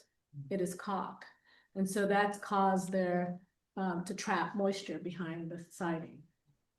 So, and there's no ventilation. So as a result, the historic nails are popping out. They're rusting and they're popping out. And he's having to replace these constantly. And he's not winning that battle. So. I guess we need to, do we need to get back to the, do we need to get back to the Zoom, right? Oh, right. Or do you have to go through that? Sorry, we lost our connection. So the Historic Preservation Commission is interested in keeping historic fabric whenever possible. It would be their preference to to keep wood that can be restored on the building. I believe we can make a very strong argument that the current situation is failing, and that we could remove the siding and put a rain screen behind it, which would allow air circulation and address the issues of the paint failure, and will extend the life of the siding. The siding that is replaced needs to be replaced in kind, so it needs to be wood. to remind everyone that the addition will be a cement-based siding, but the historic portion needs to match the existing in-kind in order to meet HPC regulations. See. Are we able to Didn't- share? Sorry. I'm sorry, I was gonna say, didn't we estimate for 100% replacement? Yes, we did. So we're hoping that HPC will accept that argument. And initial discussions were such that the staff is willing to come out, look at the existing conditions, and we are hopeful that we can, in light of the fact that the siding has been caulked and is sealing and creating failure, that they will be open to it. And I know George Martin was strongly of the opinion that it should be replaced. Now, we did a survey.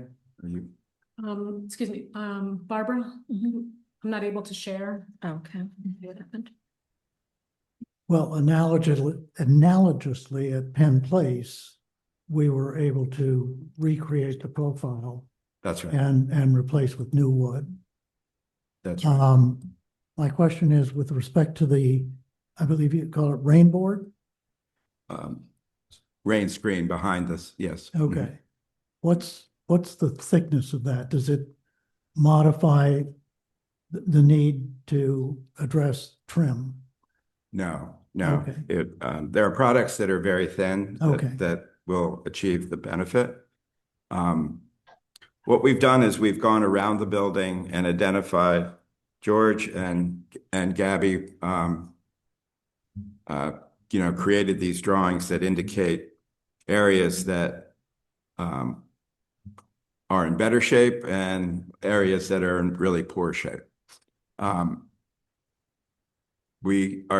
But in all cases, the material has been caulked, so I believe that we can argue that the siding should be replaced. Now that being said, everything else, including the shingles and the trim, would be kept. There doesn't seem to be any rot in the sills of the windows or the trim around the windows or the rake trim.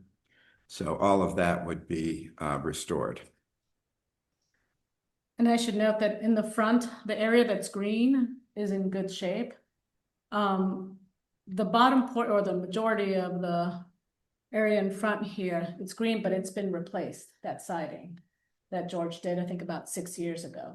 So that's the reason that it's in decent condition. So it's not the original siding.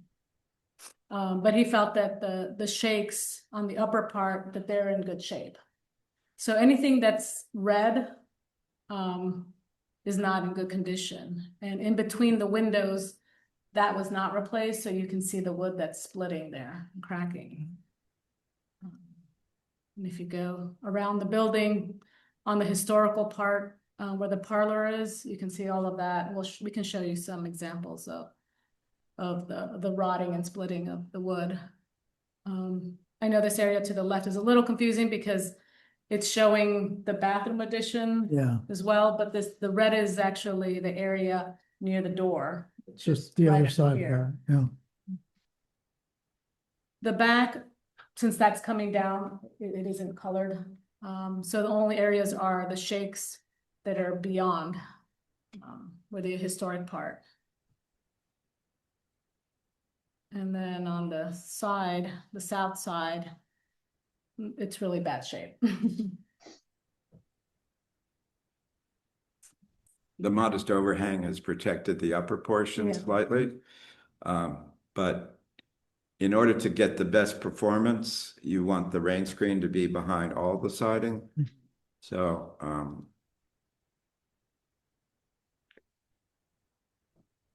Dan Burchett at HPC was open to that, but he wanted to see the condition himself. So we're happy to make that meeting happen and to get final confirmation. This is a photo between the windows. the one area that wasn't replaced. Yep. Actually, I didn't notice this before, but to the right of the front door, there are these little vent holes that were placed to fix that problem, so there was proper ventilation. So there's about 9 of those there, but they've been painted. Painted up. And so they're not really. Yeah. This is on the north side near the parlor. So wood is definitely. You get cupping and paint failure because of the sealing of the lap siding. Yeah. So what are direction on just what do you? So unless What's the the town question on the council table? objects, we would like to approach HPC, present this to them and request that they grant permission to replace the siding with new wood siding of the same profile. I'm And- comfortable yeah, with thank- that. Yeah, I'm comfortable too. And to be clear, there's no alternative, right? I mean, it's not like this can be Painstaking, brought back. Not really. Nothing is the- that would give a permanent solution. Right, So okay. that it's a strong recommendation. I mean, obviously you could strip this. It potentially has lead paint, which could complicate the stripping, but without the ability for air to get behind the siding, you're going to continue to get failure. So I'm comfortable with. I don't think it's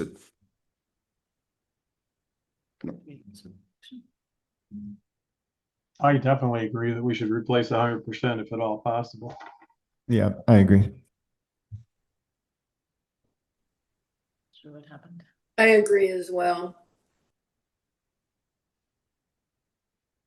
All right, on the windows, so. I think there was some discussion at the September meeting about the fact that these walls probably do not have any insulation in them. And the windows are single pane, true divided light windows. Obviously, we are interested in keeping these windows. HBC is very opposed to replacing historic windows. But we are not required to do anything to these windows. We are not required to add an energy panel. We are not required to insulate the outside wall. So in terms of requirements from HPC, the treatment of the windows could be a variety of things. One option is to make them operational, make sure the cords work, you can open the windows, and add screens. yes. So that would be one option. I don't know if you ever open these windows. You could also seal them. And then there are a number of options that you could take to add energy panels or energy protection to the windows. We discussed a number of options with them. Sorry, I guess we. Sorry, do the windows need to be reglazed? Like recaulked around the glass panels? We're not expecting that. We're trying to keep the existing.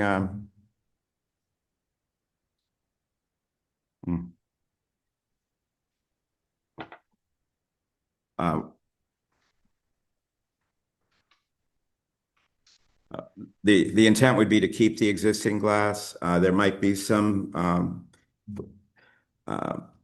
putty glazing on the outside that would need to be redone as part of the refurbishment. And that would be the minimum that we would recommend.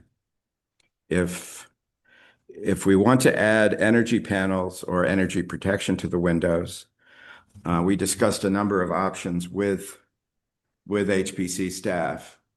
One was to add a full height storm window to the outside of each of these. They thought that would be acceptable to the commission, because that's what perhaps would have been done at the time. It's my preference and the HPC's preference to have the appearance from the outside to be as it is today. So that would be achieved without the energy panel on the outside. So then we started looking at how do you treat the inside and keep the outside with that appearance. And we have a manufacturer. We were going to share this with you, but unfortunately this computer has decided to die. So we presented some options that add a glass panel to the inside. So I guess to simplify things, so those are the range of options that we have, and we just wanted to get the sense of the council on, how we should treat these windows. Well, I think there's no evidence that Town Hall ever had either exterior storm windows nor operable screens. Right. Anything we do on the south side is going to be a maintenance headache, and there's no point in just making it more of one. There's a row of trees that'll be banging into Town Hall in another 5 years. My recommendation, and I've used a product called Indo, which is essentially an acrylic or plexiglass with a gasket, flexible gasket.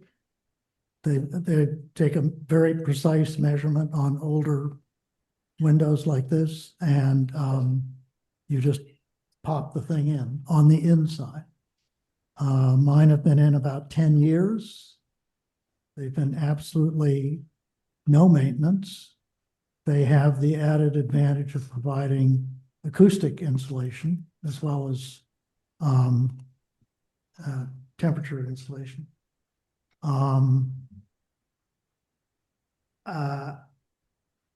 So I cannot think of any reason offhand to restore these to operational condition. Restore in the sense of fixing obvious flaws like missing putty, gouges in the wood frame and so on. Sealing, and then installing a interior storm element. Now, that's just my take on it. And I think at the last meeting I asked about the restoration to working condition, and it seems to me that based on the way the building is used, it's unlikely we would really ever use the windows open, and it's actually, the air conditioning and the heat will function better if windows are not easily opened and closed. And also it could just become a source of friction between the participants in public events if that's an option. So I think actually having the windows sealed is the better option, and perhaps exploring an interior storm option for energy efficiency. Agreed. Yeah, agreed. Okay. So we're essentially going with one plus an interior energy panel. Yes. Will the interior energy panel be removable, or is it? The system that the mayor has described, we've used on some other projects, and they are removable. Yeah. It's a friction fit into the opening. There are some options that are not acrylic, they're glass, that attach directly to the sash, that have very small frames that we think look slightly better. But they don't seal the entire, they're sealing the glass, they're insulating the glass. But any air that gets between the sash or whatever is still would be blocked by the system that the mayor was describing. The disadvantage of the system that the mayor is describing is that it occupies space, so it conflicts with these Roman shades. And it has a fairly large gasket around the perimeter. So it's, so we would look at both options and discuss that further. But I think the idea of having an interior storm. We can, makes my sense. next meeting in our living room, and I'll show you. Yeah. The gasket sort of disappears against the trim. wood frame of the larger. Phil, it's just held in by friction essentially. Yeah, I And think it has a little gizmo at the bottom. It's essentially a piece of keychain, so that in an emergency you can just yank it out very easily. But I've found that they actually lived up to their billing. the only other thing I was thinking of is maybe putting some type of sign somewhere that said windows are sealed, just so people don't try to open them unless it'll be very obvious that they're sealed. Okay. But I'm fine with either one, whatever works. Sounds like the acrylic one might be better. And the other thing would be with the acrylic is if some kid accidentally threw a ball against it, it probably wouldn't break. Right.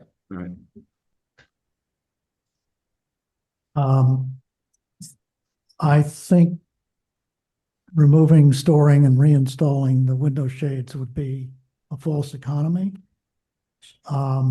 So the answer to reusing the window shades is no, unless somebody has other views. They're not original. That's good. Then the next question would be, shades required in the addition or indeed in this room? And I think shades can be deceptively expensive, so I think we would want to figure out what the costs are. And at certain locations, whether we would want light blocking shades. There was a $10,000 allowance in the estimate for shades. That won't even do this room, much less the huge rooms in the back, huge, larger windows in the back. Is it worth looking into any type of shade that's supposed to be insulating, or are those not really worth it?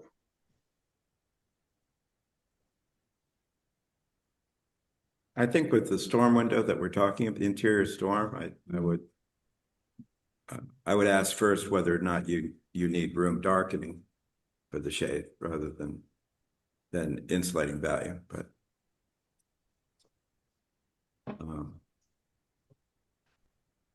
clearly you put them down, right? So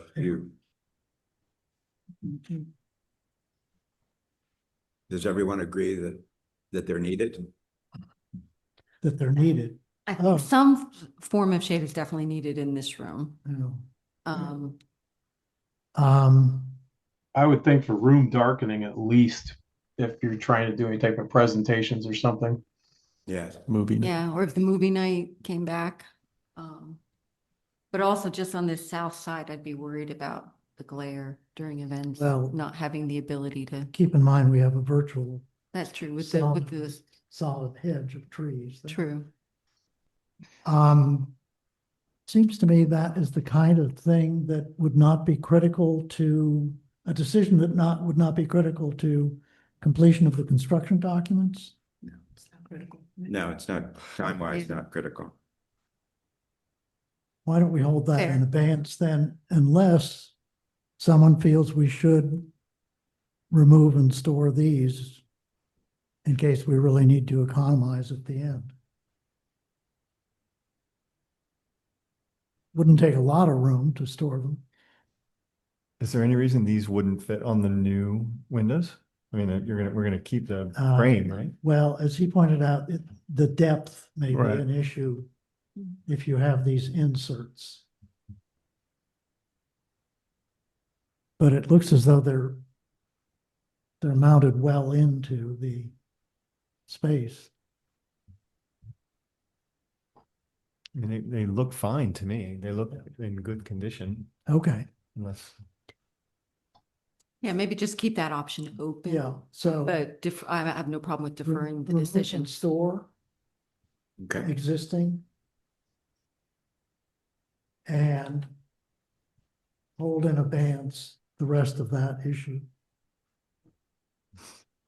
Okay. 10-foot ceiling, we really will need a plan because I'm not sure exactly what rooms these refer to. Well, I know the auxiliary room, but It's just the rear hall. The kitchen is fine. bathrooms are 9.6, auxiliary room is 10. So what areas are we talking about matching the 10? So currently, the auxiliary room, the storage, and the kitchen all have 10-foot ceilings. Okay. And the parlor ceiling remains at whatever it is. So we're really talking about the area beyond the parlor, outside the bathrooms and kitchen. Right. And currently, the areas you just described and the bathrooms have a 9'6" ceiling. Okay. Well. Currently, it's just slightly under 8 feet. Where is Oh, this yeah, slightly no. under 8 feet? I'm confused about that. This area outside of the parlor? The current rear hall, Yeah, Yeah, the current, existing.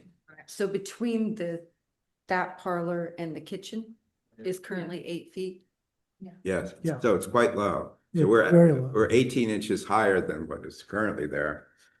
And So it will be raised in the current plan. yes, by about 18 inches. And what's being suggested that it be as high as the auxiliary room. 6 more inches. Yeah. so do you want that area raised to 10? Basically for uniformity, because the actual change will be almost invisible to Yeah. most people. There is a doorway that's going to remain, right, between the two areas? Yes, yeah. We were thinking that it would be slightly lower, for like the bathrooms and the rear hall, and then you'd come into the auxiliary room and it would be taller. This is a 12-foot ceiling here.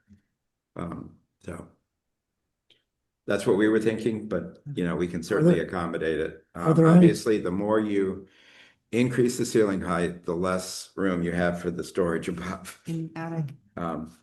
And Well, most of that's going to be dead storage, I think, Yeah, anyway. that's right. Are there any pros and cons in terms of construction costs or other variables?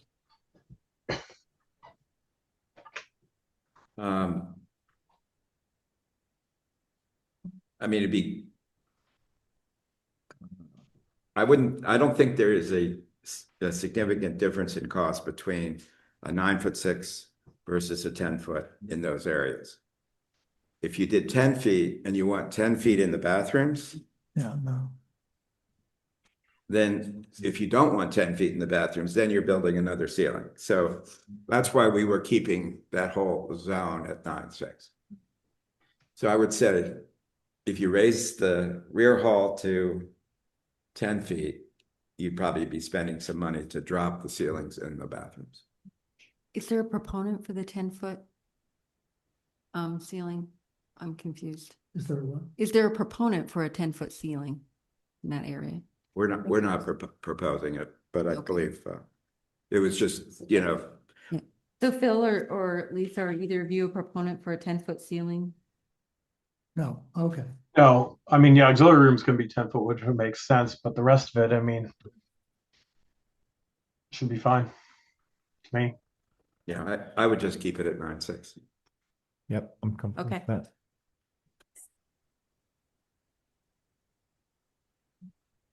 Okay, now the next one is the crawl space. And you may recall that there was an add alternate in the construction estimate to do what is called an encapsulated crawl space. And that estimate with markup was $30,725. We contacted a foundation specialist that does this kind of work, and their proposal was 31.7, so in the same range as the estimate. But in looking, and it is something that we recommend, but that visit from the foundation company revealed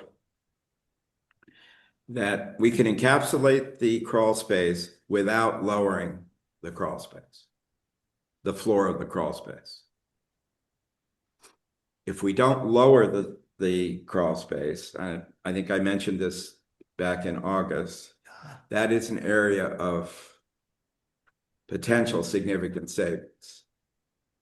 Just to refresh everyone's memory, we were dropping the floor of the crawl space, what, about 2 feet? Yeah. About 2 feet from what it is currently. To make it easier to get down there or to be able to get below the floor. Now, the only reason you go down there is for a variety of reasons. One is the ductwork and piping for servicing. The foundation person looked at the condition, went down there, crawled it through there, and said it is not necessary to lower the crawl space in order to encapsulate it.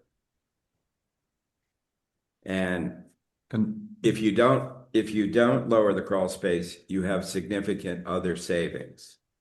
And So the CCS estimated cost of $37.25 did not reflect added costs for excavation. so it's really two independent things, Right. but they're correlated. The estimate that, yes, I guess, the estimate was prepared that we would lower the crawl space. So there's considerable expense associated with lowering the crawl space. And In the range of, $80,000 to $100,000. yeah, it's very expensive. Yeah, I mean, you're, Doing it without affecting the existing building. yes. Yeah. So And by virtue of exploring this idea of encapsulation, we believe that there would be a significant savings to encapsulate and not lower the crawl space. Is that how, sorry. and that would be the JES 31.8. Yes. Yeah. But instead of that being an add, we believe it would be a net deduct. Exactly. And how will this affect any access required for servicing? We are locating the sump and the dehumidifier right at the access points to the crawl space.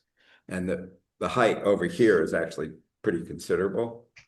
The only problem is getting through here, but the gentleman was able to do it. And the only reason you go over there, because we're getting rid of that plumbing, Yeah. is maybe to get to a duct, but which is unlikely, but possible. Okay. So George, for what it's worth, is in favor of not lowering the crawl space, and he was convinced that it was. So I'm sorry, George favors the JES approach? Yeah, that's right, and not lowering the crawl space. Yeah. Yeah.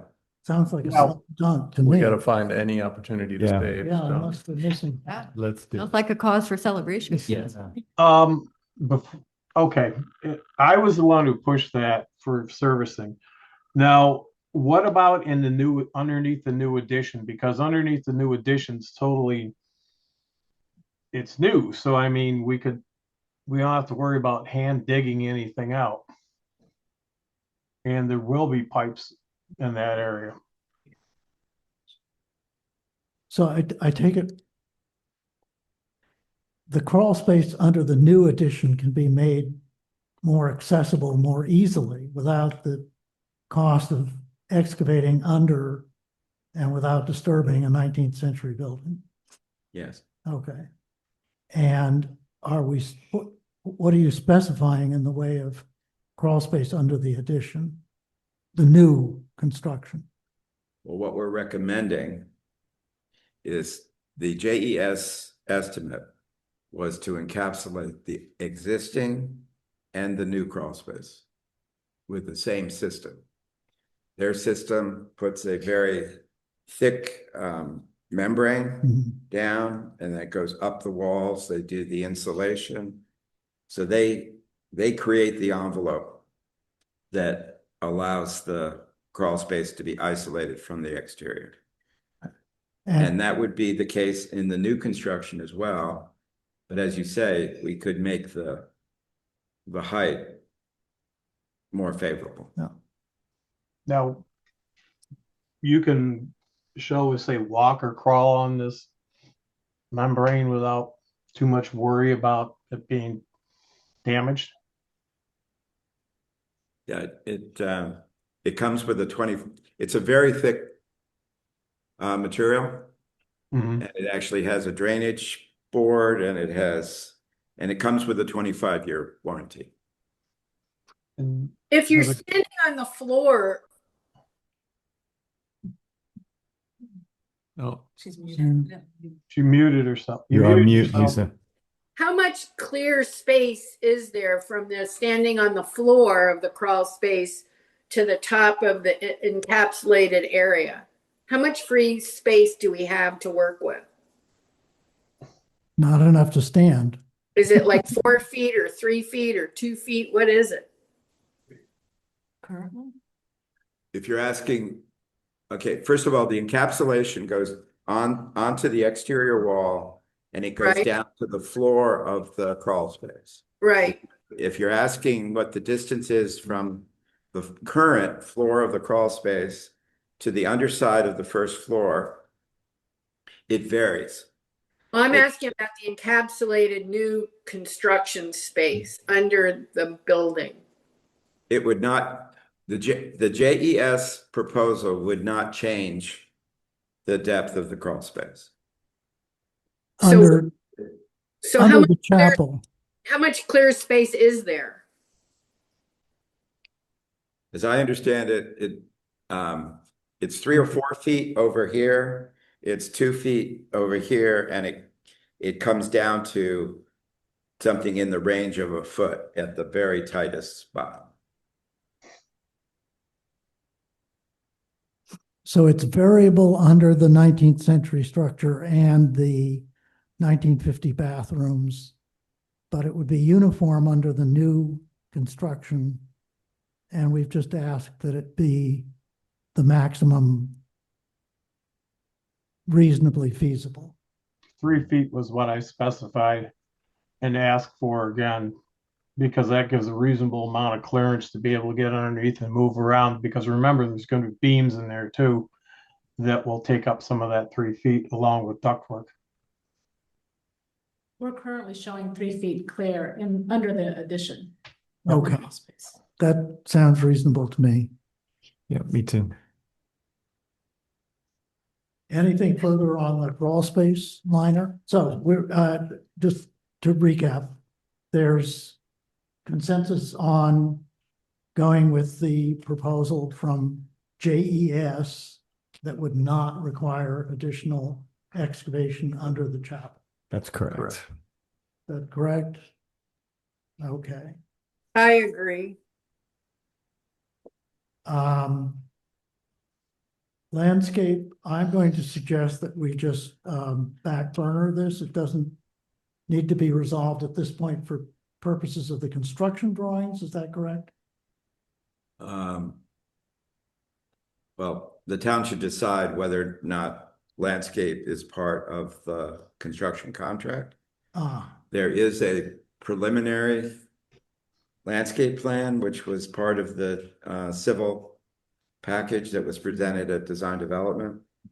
And that's what you've contracted for, that preliminary landscape plan. If you want to implement that for the contractor, that can be done. If you want to take over the landscape, you know, that's a decision you can make. But ultimately, we do need to decide, is it, you know, is landscape going to be part of the contract with the contractor? Can we have part of the contract, all of the hardscape Yes, and grading yes.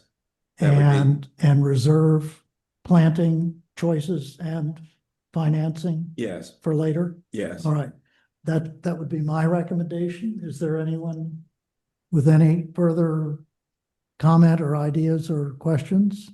I just think we should have a contingency amount for the planting of the landscape plan in the budget. So we're not surprised at the end that we don't have any money to do it. You know, if it's in the estimate. Does the 31,000 include all of the hardscape grading and materials for planting?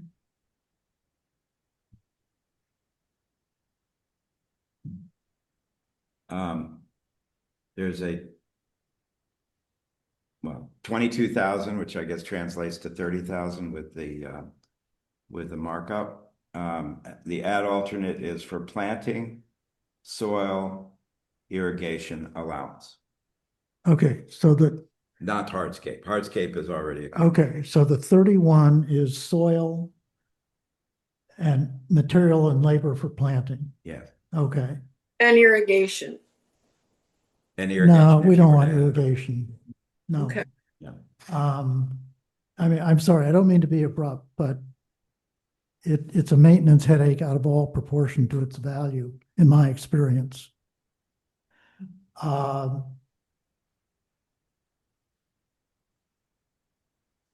So it, So, I don't, it isn't a necessary decision point, unless the well, town wants to. if the 31 is really just for the softer stuff, it's something we don't need to resolve now for purposes of construction drawings. The only question is leases, do we, out of an excess of caution, want to keep it in for the financial estimate angle? As an allowance and a line item, budget item. It's an add alternate.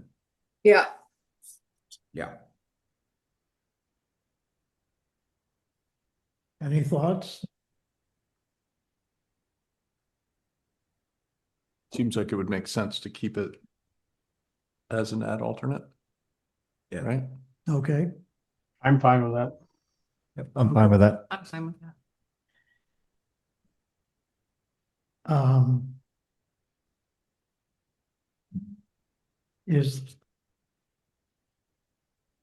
And the next item is a ceiling mounted electric heater at the back door. If anyone wonders what that is, we have one right inside the front door to Penn Place on the way to the restaurant. Wiedemann's assessment is that it's not necessary.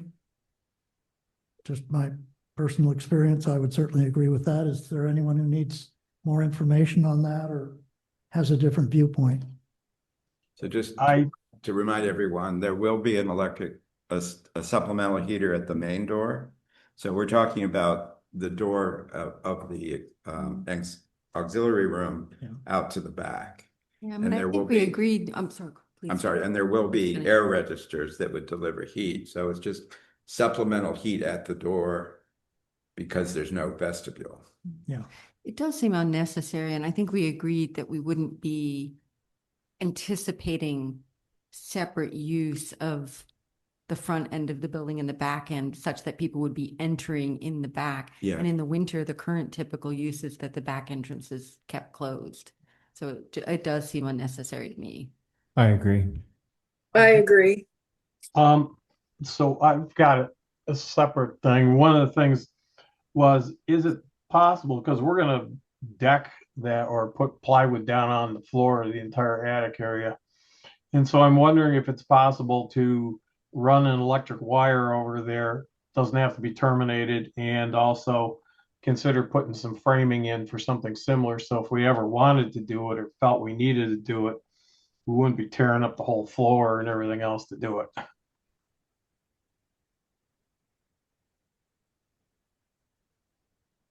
We can certainly do that. We can have a junction box provided. Yeah.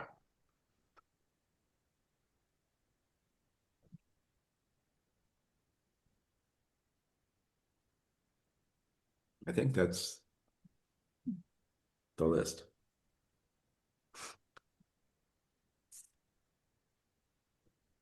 I apologize for the technical difficulty of, Oh, that's all right. but we have. Greg, do you have any ideas to a date that you think you'll have plans ready for putting out for bid?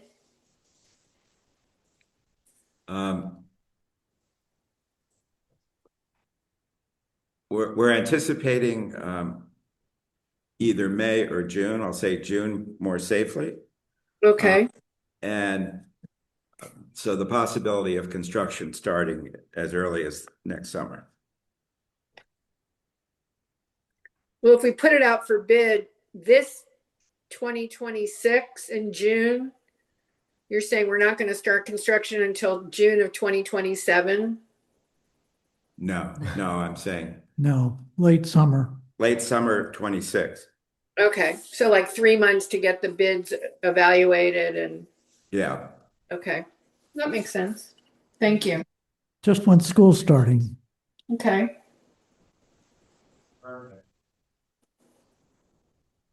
We can file for the permit. Ultimately, it would be issued in the name of the contractor. Right. Okay. At the risk of extending, let me just say that we have in the audience Carl Miller, who very kindly came forward to help with some advice and consultation on the architectural elements here. Carl, you just asked about permits. Did you have any other questions? And if so? That's Okay. Mm. I mean, we're starting the process of getting the mandatory referral application in and the stormwater management approval. When you approve the change order for extending the civil engineer, they've been moving forward on that. So that often sets the timetable for the permit review. So Having answered these questions to the best we can, and I know there's some February discussions that have to happen. Yeah. Is there anything else on the radar that that the council that we would need to weigh in on or should be anticipating that we can be thinking about now to help move this along as fast as possible? And that maybe that's an answer that comes later when you've thought about it, but or what are the anticipated barriers to getting this moving?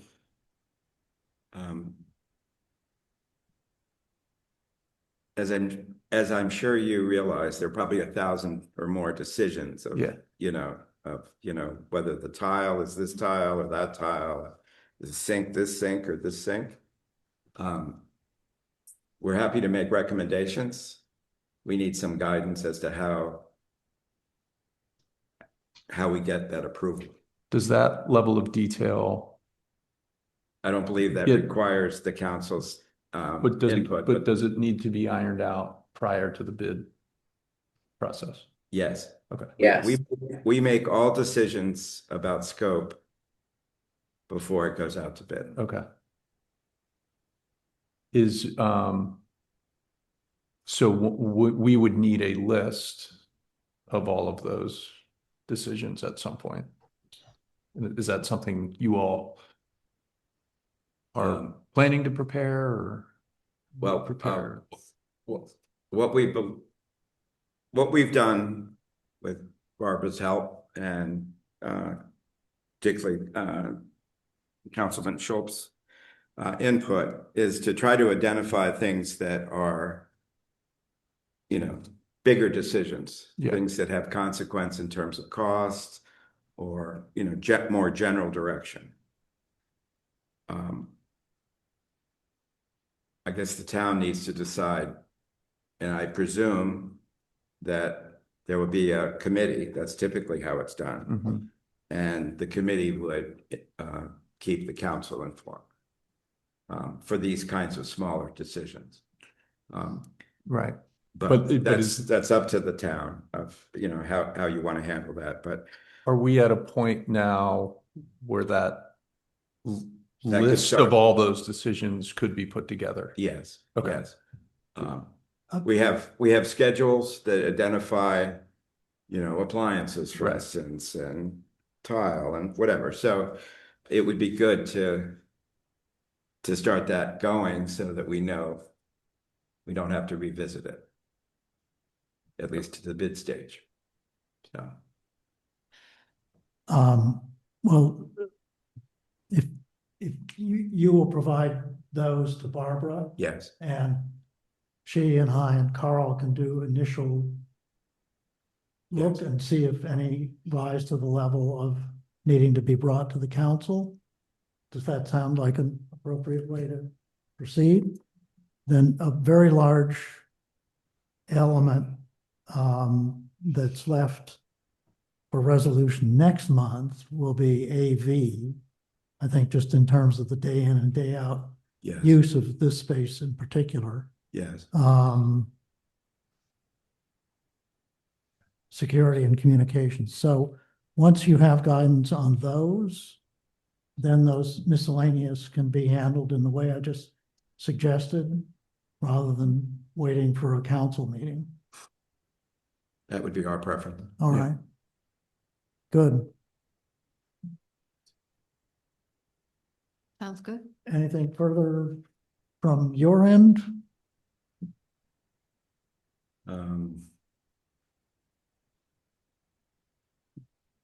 Can't remember.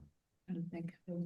Well, it's not a speak now or forever hold your peace moment, but just while we're about it. Do you want to refresh my memory, or there was something you mentioned to me that? Oh, it was, I think you already addressed it, Greg. I was going to ask you to provide an update on the fire department access. Oh, yes. Yeah. Which you did. Yeah. Oh, I know, Greg, what the other issue was. We had talked about a possible ad tech change order for the. Oh, yes. I don't know if you just wanted to mention that might be coming forward in February. That can be something that that the council thinks about. The sewer line that goes out to the street is in this corner. According to our civil engineer, we don't know exactly where it is and what elevation it is. So if we knew what its invert elevation was, we would know if the entire line could be kept in its present position or whether sections of it would have to be replaced because of the connection to the kitchen and the bathrooms in the back. So in order to achieve that, we need to dig a hole and figure out where it is. And there is a change order proposed by the civil engineer to have that work done. A related but not concurrent thing is to determine the condition of the sewer. And as I understand it, the town might be able to have a plumber do a camera just to make sure that you don't have roots or other failure of the sewer line. So those are two separate things, but in February, we would be presenting for the town's council's approval, the change order from the civil engineer. Well, those seem reasonable.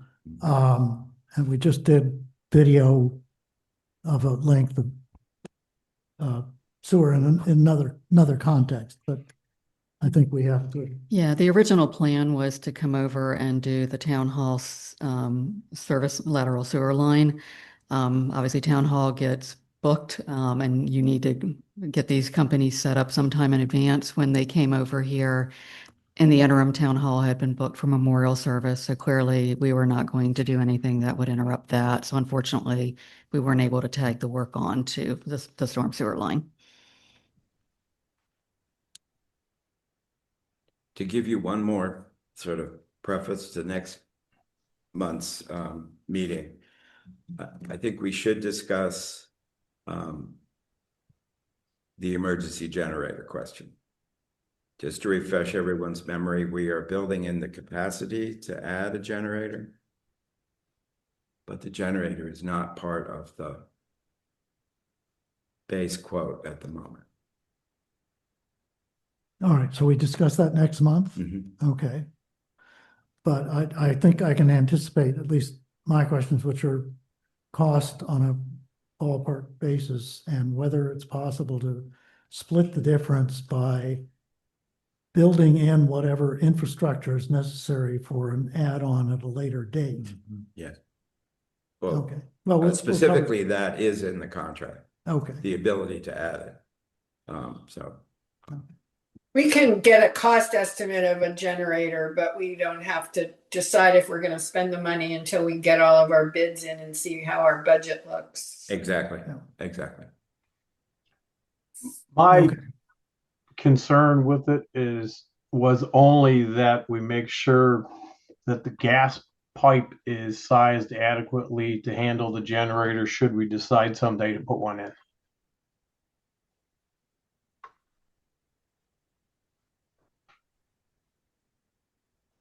I've got some estimates I can send you on just a couple of generators I picked at random with a reasonable size for what we're doing that will give you those numbers. And I guess you could forward those to whoever. Okay. Okay, well, we can discuss that in greater detail next month, correct? Okay. Anything further from the council? Well, thank you both so much. Sherry? Thank you. Thank you. Thank you. And thank you, Carl. Thank you. Hearing. Everybody's staying so late. Well, thank you. Well, we're running quite late, but Barb, do you want to? I will No, be. I'm sorry. We have two. There's two adoptions. ordinances, You have to yeah. go. Okay. Sorry. Wishful thinking. The next order of business is adoption of ordinance number 2026-1, which was introduced last month. There have been no changes to the budget amendment since introduction. Do we need Barb to summarize or give any detail, or we? I could do that very briefly. Revenues would be increased by $232,080. The majority of that is attributable to the reimbursement we received from the state for what we expended for the development phase services contract with Wiedemann Architects. Operational expenses would go up by $30,000. That's related to the mold remediation and restoration work at Penn Place. This would translate to $202,080 being transferred, an increase in the transfer to the capital budget. Of that roughly $202,000, $168,000 would go to town hall. The balance would be credited to the utilities account. This is an insurance reimbursement we received because of a damaged light pole on Strathmore. And then, as you likely recall, some additional funding was needed for the Yendel Park project. So that's the budget amendment in a nutshell.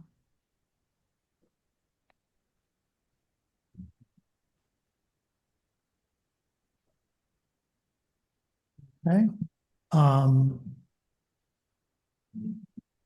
Well, let's tee this up for a vote. I'll entertain a motion to adopt ordinance number 2026-1, comprising fiscal year 2026 budget amendment number 1. Do I hear such a motion? I'll move I to move. adopt. Oh, so go ahead, Phil. Oh, I was gonna say I move to introduce it, or I mean, yes. And I'll second it. Been moved and seconded. Is there any discussion? All right. We will proceed to a vote. All in favor of adopting ordinance number 2026-1, signify by saying aye. Aye. Aye. Next is ordinance number 2026. the county ban on gas-powered leaf blowers, which was introduced at the last meeting. Barb, do you want to summarize? Yes, so as the mayor indicated, if enacted, this ordinance would allow the application of County Code Section 31B9, which is a provision of the county noise ordinance in the town of Garrett Park as of August 1st. What this would mean is that the use of handheld backpack and walk-in behind gas-powered leaf removal equipment would be prohibited as of August 1st, 2026. Included in your agenda packet is the actual noise ordinance text, specifically 31B9. I did just want to note at your meeting where this ordinance was introduced, there was an open question at that time as to whether the County Department of Environmental Protection would be willing to enforce only a portion of the county noise control law. Following your meeting on December 8th, Town Attorney Ron Bolt was able to obtain confirmation from the county that DEP would enforce the gas-powered leaf blower ban portion only of the county's noise control law. So there's no issue now in terms of county enforcement. That question's been resolved. All right, well, that's encouraging. Let's tee this up by, I'll ask for a motion to adopt ordinance number 2026-2 as introduced. Mr. Mayor, I'll make a motion to adopt ordinance number 2026-2, making County Code Section 31B/9 applicable in the town of Garrett Park effective August 1st, 2026. I'll second that. Thank you. Is there any discussion? I had one question in the third whereas. Ordinance would eliminate the town's current exemption to county code 331B-9 regarding leaf removal equipment and prohibit, among other things. Is there anything not that among other things captures that we should be aware of that's not listed here?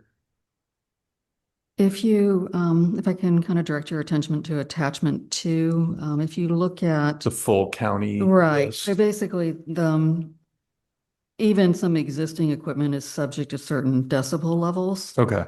And so that's what I believe when the town attorney drafted this, he was just acknowledging that there are some other provisions in Okay. section B9.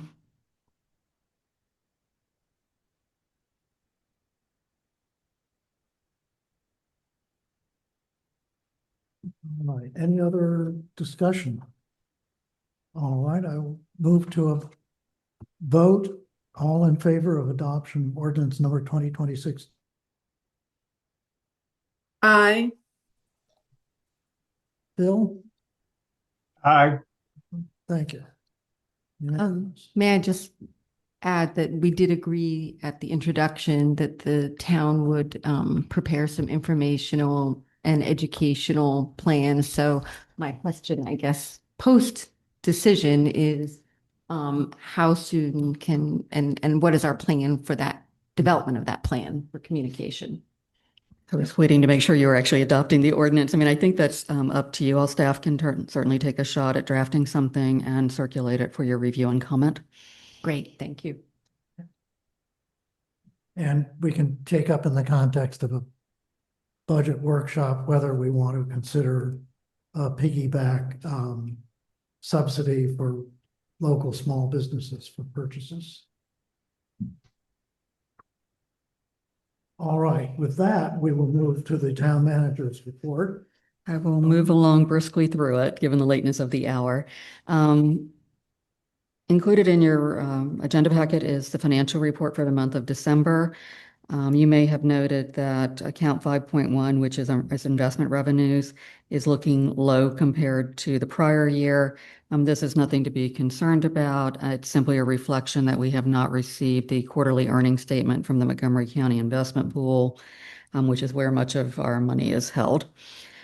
We did receive in the month of December a second right-of-way restoration bond was posted. Those right-of-way restoration bonds, as a reminder, are noted on both the operational expense sheet, kind of below the line, as well as the reserve fund summary pages. And those bonds will be released after those projects are done and an inspection is done to make sure the right-of-way has been restored to its pre-construction condition. As of the end of December, our town residents had generously donated a total of $1,800 for a holiday gift for the ecology services staff. The deadline for anyone to make any additional donations was afternoon. So we will be basically kind of finalizing that and getting the generous donations from our residents into the hands of the ecology staff. Work is proceeding along on the water damage that occurred at Penn Place. As a reminder, we had water leak from the bar area Black Market Bistro, which damaged the post office ceiling and led to mold in multiple areas. You awarded a contract for both the mold remediation and repair work back in October. During the month of December, Royal Plus, the company that we hired to do this work, completed demolition work, as well as the cleaning and disinfection activities related to the mold. They were back on site beginning Sunday, January 4th to mobilize and commence reconstruction activities. They have completed the work in the main part of the post office. That work was scheduled between the hours of 4 p.m. and 12 a.m. during the work week, so that we were not interfering in any way with the post office operations. We did take a kind of a break from doing any work in the post office during December just because they were super busy and had packages all over the floor due to the holidays, shipping rush. So the work in the main part of the post office has been done. I'll get an update from Mr. Miller tomorrow on the other areas that they were addressing, but we're in pretty good shape in terms of just completing that work. And then I did receive an email from Legit just asking where we were on this. They will obviously be assisting us with the insurance subrogation going against the restaurant's coverage. Just some housekeeping issues I just wanted to keep you in the loop on. On December 31st, I submitted to the Maryland Department of General Services the intake form for the $500,000 in funding that was awarded to the town in the 2025 legislative session for Town Hall. The intake form is essentially a first step in developing the grant agreement. So it goes into the DGS staff. They then bundle everything up, put it on the Maryland Board of Public Works agenda, which is the formal step needed, and that triggers the associated grant agreement execution. On January 2nd, I filed the contract eligibility submission with DGS for the construction documents phase services.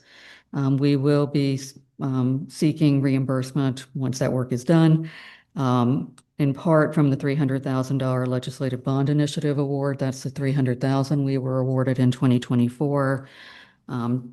Just looking at the way the two pots of money work together, we'll probably have some residual for the CD phase that we'll be seeking reimbursement from under the $500,000. So these are all just sort of procedural steps that have to happen just for the grants to be managed. On Yendell Park, as you probably recall, you awarded a contract back in December. That contract was fully executed as of December 19th, and I issued notice to proceed to Keller Brothers on that date. The significance of the notice to proceed is that's when the contractual clock starts ticking for Keller Brothers to complete the work. They have 225 days by contract from December 19th to finish the project. My impression is they will be done long before that. They have already assigned a project manager and an assistant project manager to the Yendell project. I received a call from the project manager on Thursday of last week advising that they would be starting the process of submitting their submittals to us and proposing some dates for a pre-construction meeting. So I haven't received those yet, but I think they will be jumping on the project fairly quickly and getting that done as soon as they can. Just lastly, our maintenance team is continuing to remove small invasive trees and shrubs that are marked by our town's consulting arborist, Mr. Normandy.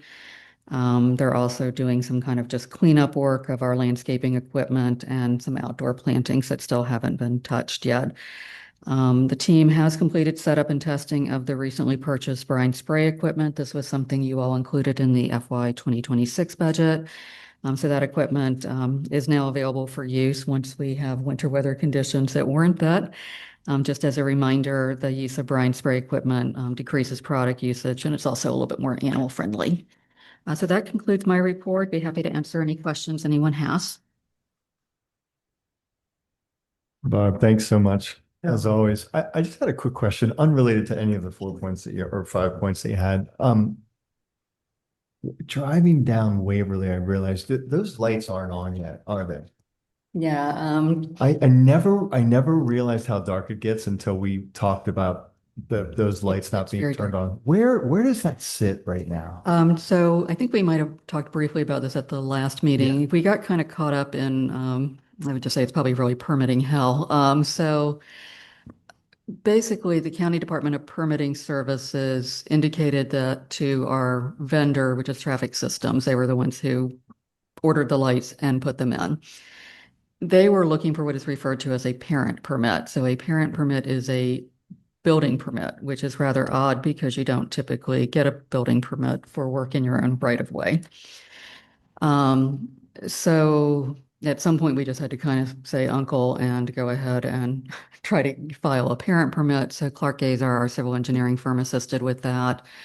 I believe it was the week of, it was either the week of the 29th or the week of the 5th. I got a call from someone from DPS who was sort of like, well, why did you file a building permit? You don't need to do that. And I'm like, because someone else in your office told us we had to. So they've given some preliminary approval for a standalone electrical permit. There's an inspection that has to take place, and then they will actually formally issue the electrical permit, which will then go to Pepco, which has to do some connection work. So it's been very slow. But hopefully we've at least got some movement in the last 2 weeks, some sign of hope. No, that's great. Thanks for the update. And so we're waiting for the permit. Once we have the permit, then we go to Pepco. Right. They allow us to turn the lights So on. right, Pepco has to actually do some work that basically energizes the lights. Okay. So, I'll keep you posted. That's Yeah. sort of the latest that's happening. Yeah. And if it's helpful for any of us to loud in calls as well, I mean, I considering think the protracted you're nature. verging on a safety issue with that, Yeah, how that- dark it that's- is. So that's my- would that help grease the wheel? I don't know. We've already notified, we've been working with the same engineer from Pepco, just kind of as we were filing the initial permits before we ever ordered the equipment and things like that. He's aware of it. I think he basically has just said, let us know as soon as, you get the permit from the county, send it over to me and I'll do what I can to expedite things. So, I think everyone's very good to work with. I think DPS just has people they're basically structured by sort of permit types. Once the person called to question why we'd filed for a building permit, I had from Traffic Systems the name and number of the other DPS staffer. She put me on hold, went and got him, and then we all had a conference call, and then things moved a lot quicker after that. Yeah. So, On the receipts on the monthly report and making generous allowance for the fact that there are always variations. Nonetheless, this is the December report, so we're at exactly the midpoint of the year. Other things being equal, receipts for any given item should be 50%, give or take a bit, or more, and most of them are. The only one that sort of jumped out at me was investment earnings. Right. which I would not expect to be highly volatile, and we're at less than a third. Yeah, Have any insight on that? yeah, as I had mentioned, we have not received the quarterly earnings report from the Montgomery County Investment Pool. They provide that on a quarterly basis, so that's a timing issue. Okay, Right, it should be roughly parallel. I mean, I think interest rates are probably going to start coming down slowly but surely, which will impact investment earnings eventually. The other thing I would just note about the 50% is, virtually all of our money comes from real property taxes and income taxes, and those don't follow a regularized monthly installment. So I would take, we're at 50% of the fiscal year and 50% as a target, very, very loosely, because it doesn't apply to our major revenue sources at all. no, I understand that. Last year, the investment earnings were at 50%. So maybe they just were a little more timely in making the second. Yeah, a lot depends on when the meeting date falls and when we get the report, but I don't think it's anything to be alarmed about. Okay. Driveway permit standards, I'm going to suggest, in view of the late hour, Barbara prepared a detailed memorandum, including a great deal of information about driveway apron standards and related issues, some of which we'd seen before, but it was good to have it all pulled together in one spot. My understanding, or at least my concern was that we had questions about the requirement for the paving beyond the apron. And unfortunately, I did not get my questions about issues to Barbara in time for her to do necessary research. So what I suggest is that we table this until next month. Given the weather, I think it's unlikely that people will be applying for a driveway in either a concrete or asphalt within the next 5 weeks. Is there anyone who would object to putting that off until February? No objection, and thank you for asking for Right. the questions up front. Barb, would that be okay with you? Yes, that's perfectly fine. I think as I tried to address as much of the information as I could, and some of the questions, quite frankly, there just aren't answers, like there's no standard municipal standard or governmental standard. What I would appreciate is if you all would, maybe commit to in the next week, letting me know what questions you have that are still unanswered. Because especially if you're starting to get into more of the engineering perspective, I'm going to need to consult with Jason Azar. So that would be very helpful if you have some specific questions that are still outstanding. Okay. All right, town updates. Councilmember Deutsch on the Parks Advisory Committee. Well, it's a big week for the Parks Advisory Committee.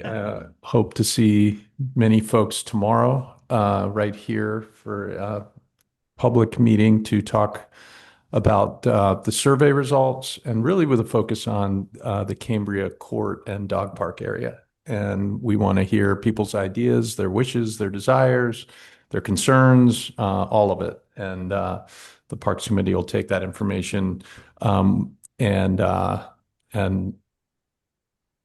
information from a subsequent meeting and synthesize it into some recommendations for the council.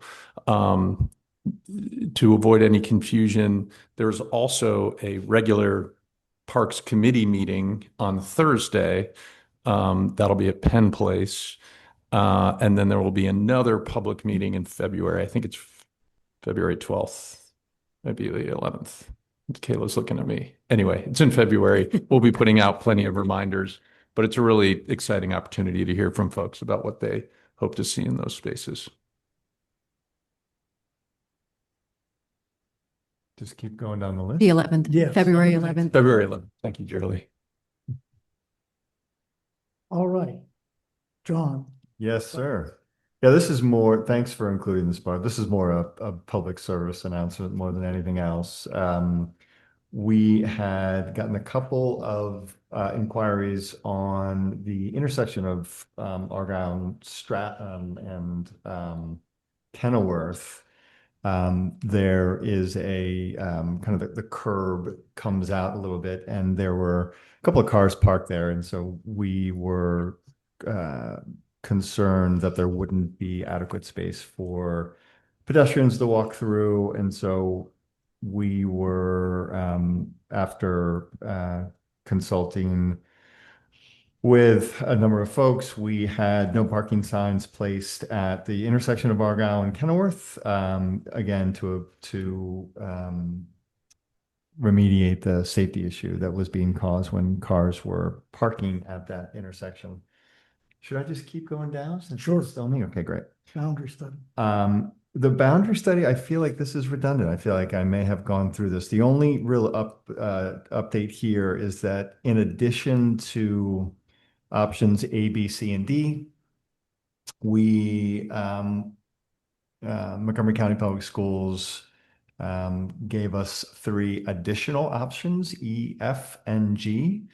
To the extent that it affects us, all 3 of these additional options both keep the Garrett Park broader community together, which is Garrett Park Estates, and White Flint Park, and also result in our community's articulation to either Woodward High School or Walter Johnson High School. Thanks again to the Community Association for putting together such a great description in the Bugle. And I think the last point, and unless there was any questions around the boundary study. What date does that new survey close? The 9th, it's closed. So it already closed. Yeah, it's closed. Leads me to ask if we can take down lawn signs. But yeah, so that's come and gone. Just wanted to just take a moment and talk through some of the recent and very encouraging discussions that we've had. In November, people may remember the Citizens Association raised concerns regarding the working relationship in general with town staff.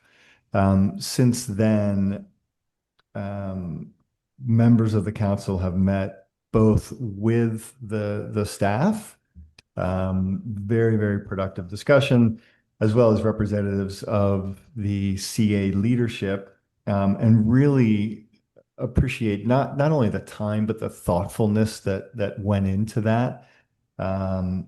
These conversations, are a priority, obviously, for everyone involved.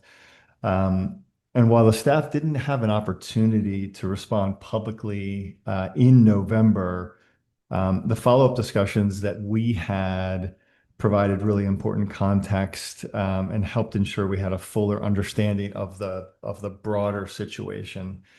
But I think most importantly, what we heard in both of the separate conversations is that everyone involved cares deeply about, our town wants to work together, and, really, I think, respects the importance and the input of all of the parties that are working so hard, both the CA and the staff, to make our town better. Chris, I don't know if you have any other thoughts on that. Yeah, I would echo, just we came away so confident that the Citizens Association, the staff are deeply committed to moving ahead in a constructive and collaborative way.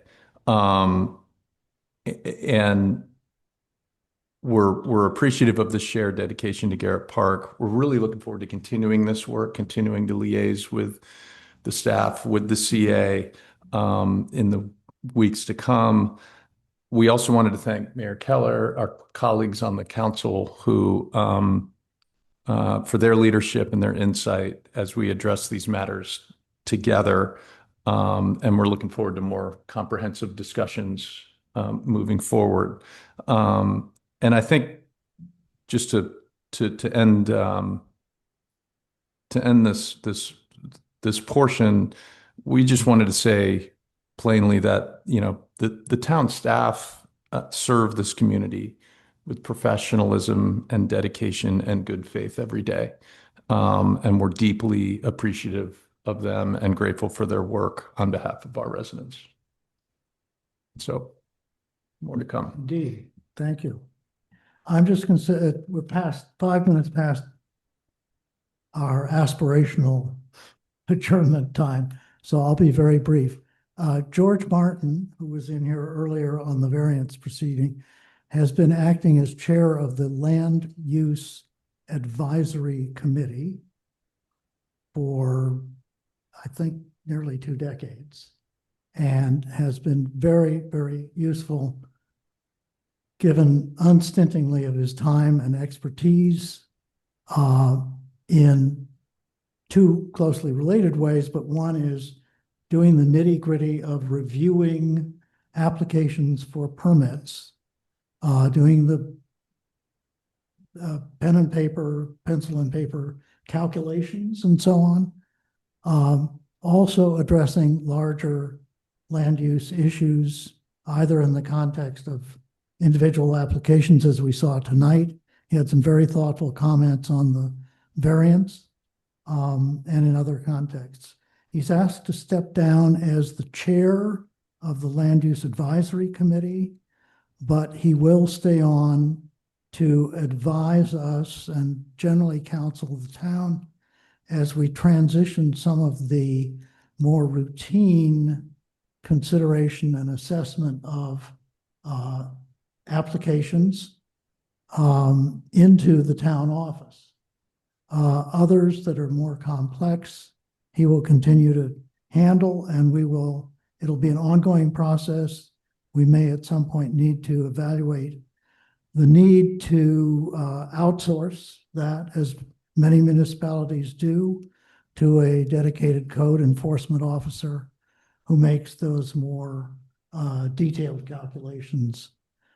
In any context, it is an advisory role. It is ultimately the decision of the town to grant or deny an application. But George Martin has been extraordinarily generous with his time. So we're acceding to his desire, and his name has been removed as chair of the committee. But as I say, he'll stay on and help us transition on the day in and day out application assessments. That leaves what happens to the committee. I am proposing to reconstitute or refocus it as a broader gauge land use study, if you will, committee. There are a lot of large issues that are not unique to the existing town ordinance open space provisions, but may affect them. The most recent one came down this weekend from the governor, who is proposing a sweeping land use change to ostensibly improve the both affordability and supply issues. They would essentially wipe out this municipalities and the other small municipalities that were granted limited zoning authority beginning in the 1990s, wipe out all of those advances, would mandate subdivision of existing single-family lots to as many as 3 separate lots, so long as each one was at least 5,000 square feet. And that's just one example of the really major changes that the governor is proposing. So there are a lot of things floating around that I think bear following and perhaps analyzing and making recommendations. And I think that might be an appropriate role for a refocused land use advisory committee. I've approached the three members. One would not care to stay on. The other two would like to stay on in that capacity.